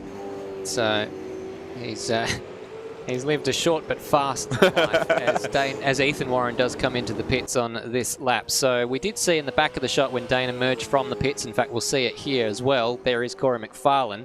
So the gap to Kurt Stenberg is, what is that, it's only 5 seconds actually, so that's something that he could catch up. He's got the pace. But it's still 5 seconds that Kurt's just been gifted effectively. Yeah. Exactly right. Well, Ethan Warren, we saw he had the pace in the first race. Where he comes out in relation to Dane Warren will be interesting. We did see... that's Trent Allen again, unfortunately. Yeah, he's been in the wars a bit tonight. So his qualifying pace was good, but his race pace not so good. Just needs a little bit of work, I think. That's just experience. But Dane Warren is going to come through comfortably ahead of Ethan Warren. And Ethan Warren's going to drop out behind Corey McFarlane even. So down into 5th place for Ethan Warren. But ahead of Steve Warwick. So that's actually not too bad in the grand scheme of things. Corey McFarlane is just ahead of the Hayden Link at the moment. Yep, just in the foreground of shot there. Making a move. Now, let's see if he's as aggressive with Hayden Link as he was with Luke Rosella earlier. He will be, yeah. He wants to get this job done because Hayden Link has a stop and rallycross is... I mean, it's effective. Sprint car style through the chicane there. So Hayden Link's going to just try and hassle him a little bit. Goes for the inside dive at the hairpin. McFarlane closes the door quite unceremoniously. Actually, sorry, Hayden Link has made his pit stop. Yes. So I said he hadn't, but he actually was one of those cars who pitted with Kurt Stenberg. Well, the car who pitted with Kurt Stenberg. That gap at the front, by the way, between Stenberg and Warren is 3.2 seconds, and Dane Warren immediately goes to work. Sets a brand new fastest lap, the purple third and second sector, 102.3. That's a second a lap quicker than Kurt Stenberg. Yeah, this is looking good for to Dane Warren. Ethan Warren's a little bit too far back, I think, to make a run for the victory, because he's in fourth place. He's a long way behind Dane Warren, and there's only 4 laps left. Oh, wow. Oh, that's gone quick. So let's have a look at the gap then. So it's, 2.6 seconds between the 2 leaders, and Dane's wheeling him in at a second a lap. So Dane's going to have 1 lap to get it done. But he could. Certainly, it's possible. But this would be Kurt Stenberg's first victory for the year, if I'm not mistaken, if he is able to hang on here. 2 seconds. Jeez, I think he's going to have to make that Trans-Tasman car very, very wide indeed towards the end of this race. It's going to be mighty tight, and we're set for a grandstand finish. This race has gone quickly, hasn't it? Yeah, it definitely has. And were we expecting anything else? Not at all. Another fastest lap from Dane Warren, a 102.300. That time around, Kurt, a 103.6. So that's 1.3 seconds that Dane is just torn out of that gap, Stairs. Yeah, he's rapid. And remember, Kurt Stenberg picked very, very early, so he's got much older tyres than Dane Warren, and so Dane Warren doesn't have to worry about conservation or anything like that. At least from a tyre perspective, we saw fuel conservation decide the first race. Will that come into play here in the second race? 1.2 seconds is the gap now as they come through into the final complex of corners. Kurt Stenberg versus Ethan Warren. And we've got the battle for third now. Corey McFarlane versus Ethan Warren. Sorry, I got it wrong the first time. It was Dane Warren the first time. Ethan Warren the second time. So this is the battle for the last step on the rostrum. And the battle for the first step on the rostrum is now down to less than a second. So we've got 2 concurrent battles to keep our eye on. Yeah, but the battle for third is now less than a metre as they come across the line, with Corey McFarlane holding the inside line, defending the inside, trying to keep it tight so that Ethan doesn't sneak through. He's learnt a lot from battling Luke Rosella in the first race. That's what that was. It was a good just little apprenticeship, that wasn't it? Yeah, just for this moment, this one opportunity. Oh, Kurt Stenberg, a big slide in the chicane. So he's already got Dane right on his rear bumper. He's got to hold on now for 2 laps, 2 full laps, plus the hairpin. And, Stairs, I don't know if that's possible. Well, it's going to be hard. Struggled to get the power down coming out of the hairpin, and that might allow Dane Warren to drive around the outside. We can give him the inside for the next corner. It's going to be very, very close indeed. They bump doors, which sends Kurt Stenberg wide, and Dane Warren sails through into the lead of the race. It was only a matter of time, wasn't it, before Dane Warren made that move. He was absolutely just full of pace, full of running, and he's gotten that move done. Now, the battle for third is on McFarlane to the inside, Ethan to the outside. Oh, was that a little bit of a touch as they went over the bumps there? Big wiggle for McFarlane as they come into turns 2 and 3. Oh, he's not able. He bumps over the curbs and was not able to get the car to the inside, but Ethan didn't take advantage of it. Meanwhile, at the front, Kurt's having a look down the inside, but it takes a very strong brake pedal skill to try and outbrake Dane Warren, and Dane manages to hold on to it. And meanwhile, in this battle for third place, Corey McFarlane is still managing to hold Ethan at bay. Kurt's trying to drive around the outside of Dane, but nothing doing there. Looks like Dane's going to hang on to that with just over 1 lap remaining in this race. And then the other Trans-Tasman car trying to go around the outside of the hairpin. It's Ethan versus Corey here, and Corey's got the windows out, the arms out, everything out, trying to block Ethan through these last few. He sent it to the fence and managed to hang on to it. We saw him practicing that in the practice session, which is what a practice session is for, let's be honest. He's done a good job. That may well just keep him in contention for this podium. He's just got 1 lap remaining. Oh no, driver penalty! It worked! Corey McFarlane's broken Ethan Warren! Broken Ethan Warren. Wow! What a thrilling conclusion to the battle for third place. I mean, there's still probably more to go on because Ethan's not going to take that lightly. He's going to affect it in some way, but this is the battle for the lead. It looks like Dane's just done enough to keep Kurt at bay. Yep, I think he's got it. Kurt tried everything. He was backing it into the hairpin and threw the some kitchen sort of sink at it. attempt to unsettle Dane, but he's not been at his fastest. He gave the others a look in here, but he still manages to bring home 2 victories and full points in tonight's race. So what a tremendous job that Dane Warren has done in this Pukekohe, this very last couple of races here at Pukekohe. Coming across the line ahead was Ethan Warren, but goes behind Corey McFarlane with that penalty. And Corey McFarlane picks up a handy podium there. Hayden Link in 4th place, and then Steve Warwick, a fantastic result in 5th. Good points for the Warwick team and for his own individual campaign. And then Trent Allen in 6th place ahead of Ryan Smith, RSM Latino in 8th, Aiden Sykes in 9th, Karen Parrott rounds out the top 10, Zach Baker dodged a claim bite. And Ethan Warren goes back to 14th because he didn't serve that penalty, and this game is very harsh on people who don't serve their penalties, so that is a big dent in Ethan Warren's championship campaign. Luke Rosella and Stenny not finishing the race. Well, Stenny not even getting an opportunity to start the race. Well, yes, but, you know, you still didn't technically finish the race. I didn't finish the race either. That's true, but did you start the race? There is points for starting. That's true. So Stenny, after getting DQ'd on the formation lap, won't get those points, I believe. That is unfortunate. But something that isn't unfortunate was the action that we saw tonight, and as well, a double victory for Dane Warren. What a way to send off Pukekohe stairs. Yeah, it's as we've said numerous times tonight, it's a shame that we won't get to see any more official races here, but that is the way the cookie crumbles, and Dane Warren returns to the Automobilista Supercars Championship in tremendous style, and very much looking forward to seeing what he can do in the Bathurst 1000. Who it is he teams up with, who knows? There are a few co-drivers looking for a driver, so it would not surprise me at all to see him get picked up very shortly. That's right, and there's a few registrations that have emerged for the Bathurst 1000. We mentioned Ethan Warren and Colin Warwick. That's been confirmed. Trent Allen will be racing with Brett Allen for Allen Tech Sport. We've got Hayden Link and Ryan Smith. Aiden Sykes will be teamed with Cameron Parrott. Then we've got Liam Budd and Kai Jones. Steve Warwick and RSM Latino. And Lachlan Horan and Mick Pollard. So those are the official registrations so far, and more to come, I'm sure. Good to see already quite a healthy grid starting to form, and that's without some of the biggest names having confirmed who they're racing with. Yeah, plenty more still to come. Cole's saying in the live chat, good race, wish we were out there.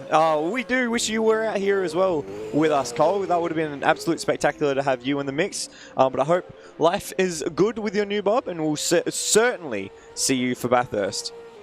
Most definitely. We are just waiting for the drivers to make their way up into the live chat, the broadcast room. So I guess while we've got him here, we'll talk to Kurt Stenberg. Kurt, firstly, congratulations on a well-fought 2nd place in the 2nd race and a 3rd place in the 1st race. And just take us through the 1st race, just in a sentence, and then you can talk about the 2nd race for the rest of it, please.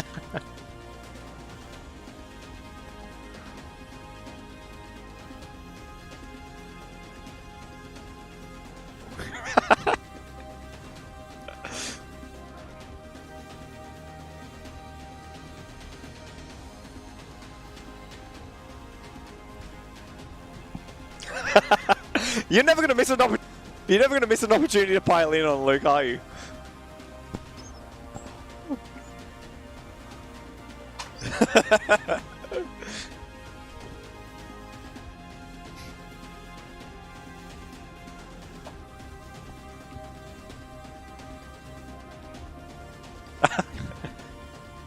Oh.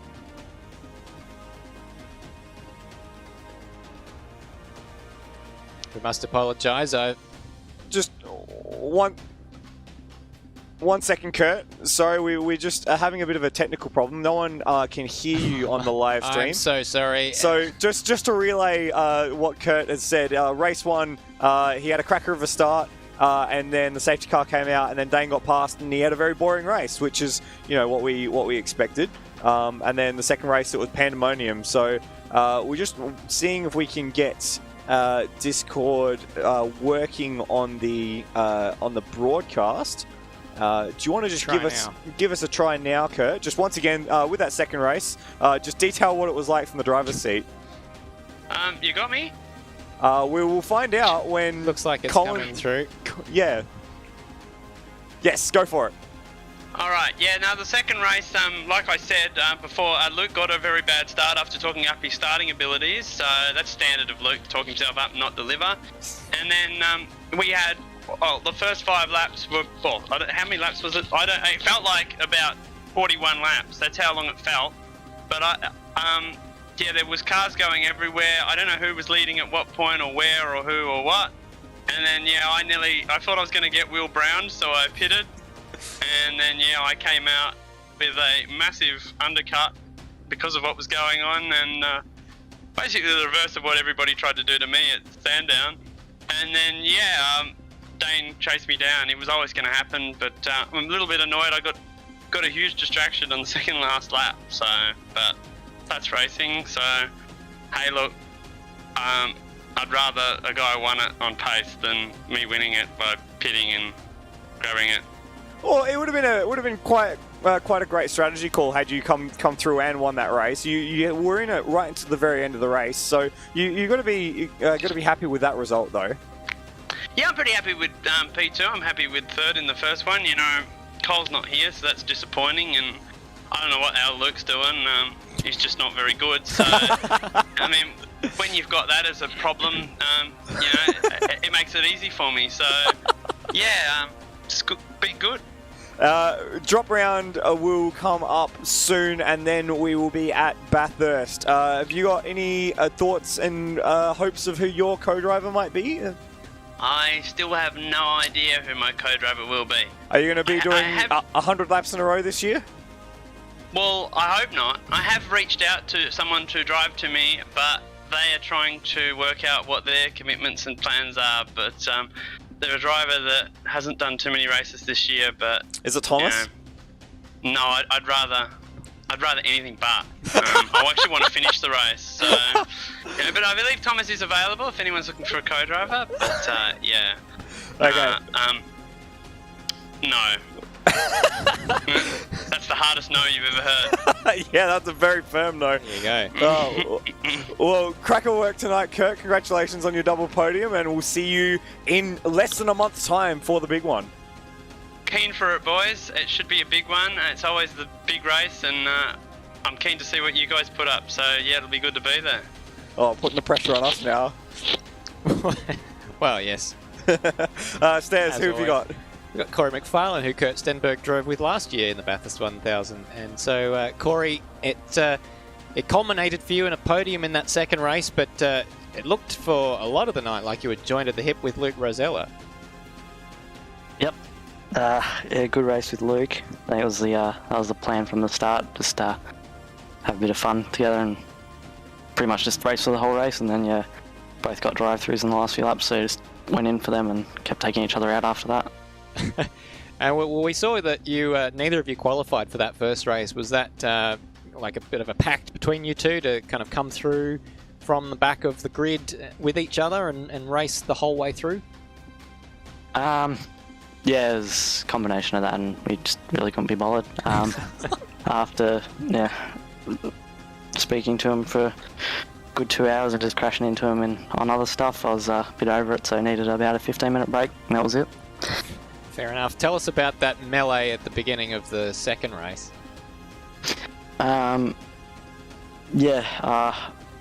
Obviously try not to end people's race, but be annoying as I can. Whenever there's even half a gap, you just go for it and hope that, well, not hope, you can pretty well just move them out of the way. On Automobilista and racing with all of the boys, have mega trust in them all. They're all very capable, so happy to run into them and have belief that they can hang on to it. Very good. Well, you towed that line between being annoying and not ending people's races quite well, and it has rewarded you with a third place, so congratulations on that. Yeah, thanks. And moving on, Floody, I believe you've got our race winner, Dane Warren. Yeah, both races tonight. Dane Warren came through in the very last throws with a race victory. Congratulations, Dane. Just take us through your night. Starting off with race 1, not your best start, it must be said, and you were kind of on the back foot from the off in race 1. Yeah, once again, for race 1, we had major setup dramas. I felt like I was driving a brick for the first half of the race, which is why I sort of went for the undercut and hoped very much that I had the tyre wear at the end on Ethan, which, to be honest, I don't think was the case. I think he had to save fuel or something, that's why I won in the end, but yeah, race 1 was good to get the win. Race 2 was a bit of a... I don't really know how to describe it. A cluster, we'll go with cluster. Yeah, cluster. And well, yeah, it's kind of interesting because, as Corey said, he was trying to be as annoying as possible, but really he's just taking the place of old Thomas McMillan. So, yeah. So yeah, Thomas is out, Corey's in, and that pretty much, you could see what happens when that's the case. In those races, it turned into a bit of a cluster, but it's good fun, and it was good to send off Bookie with a good battle, hopefully. Yeah, it was. You really charged down Kurt at the end of that race. Was that something that you'd planned to do to try and use go a bit longer and use the fresher tyres at the end, or is it just that's how it planned out? I mean, I think it was like 10 or 15 seconds into qualifying. We weren't decided whether we were going to qualify at all, and then we're on the grid, and I think it was just going to be have the biggest battle as possible without taking each other out. And then old Luke got 2 or 3 drive-throughs, and it sort of just went fell apart from there. So no, there wasn't really a plan. It was just sort of play it out and see what happens at the end. Well, it was very exciting for us to watch in the comm box. I'm still trying to calm down. My heart rate monitor and my wrist is going off like mad. So you certainly put on a great show. Another double victory heading into Bathurst. You must be excited at the prospect of taking another one at the mountain. Well, I haven't checked the dates, but at this point I won't be doing it, which I'm not sure what that means for the championship. I'm guessing not good things, so I might have to change that. But yeah, definitely nothing planned at the moment, no co-driver, so yeah, that's work in progress, I guess. Well, we do hope to see you on the grid, because the grid will certainly be worse off without you on it. So hopefully you can get a program together and we'll see you there, Dane. Congratulations on your 2 race wins tonight. Yeah, sounds good, guys. Hopefully I will be there, and hopefully we can... well, I look forward to the stream anyway, because you guys always put on a good show for Bathurst, so... Oh, thanks, Dane. That's very much Stairs' work. We just kind of appear and talk a bit. Yes, but if you didn't appear and if none of the drivers were there, then it would just be me talking to myself in my bedroom. So, well, actually, I'm not in my bedroom, in my office. I don't know why I said bedroom, but anyway, we'll leave that one for the keeper. Congratulations, Dane. Yes. Yep, thanks, guys. And thanks to all of our podium sitters for having a chat to us, and of course all of our competitors for putting on this show. And that's it for us tonight. We'll see you in, 4 weeks' time? 14th of October is when we'll be gracing your airways once again for the qualifying session.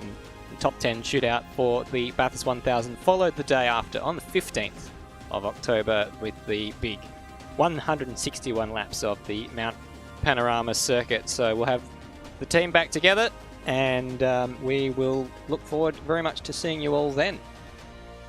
So I've been Stairs. I've been Floody. And we'll see you then. Thanks for watching.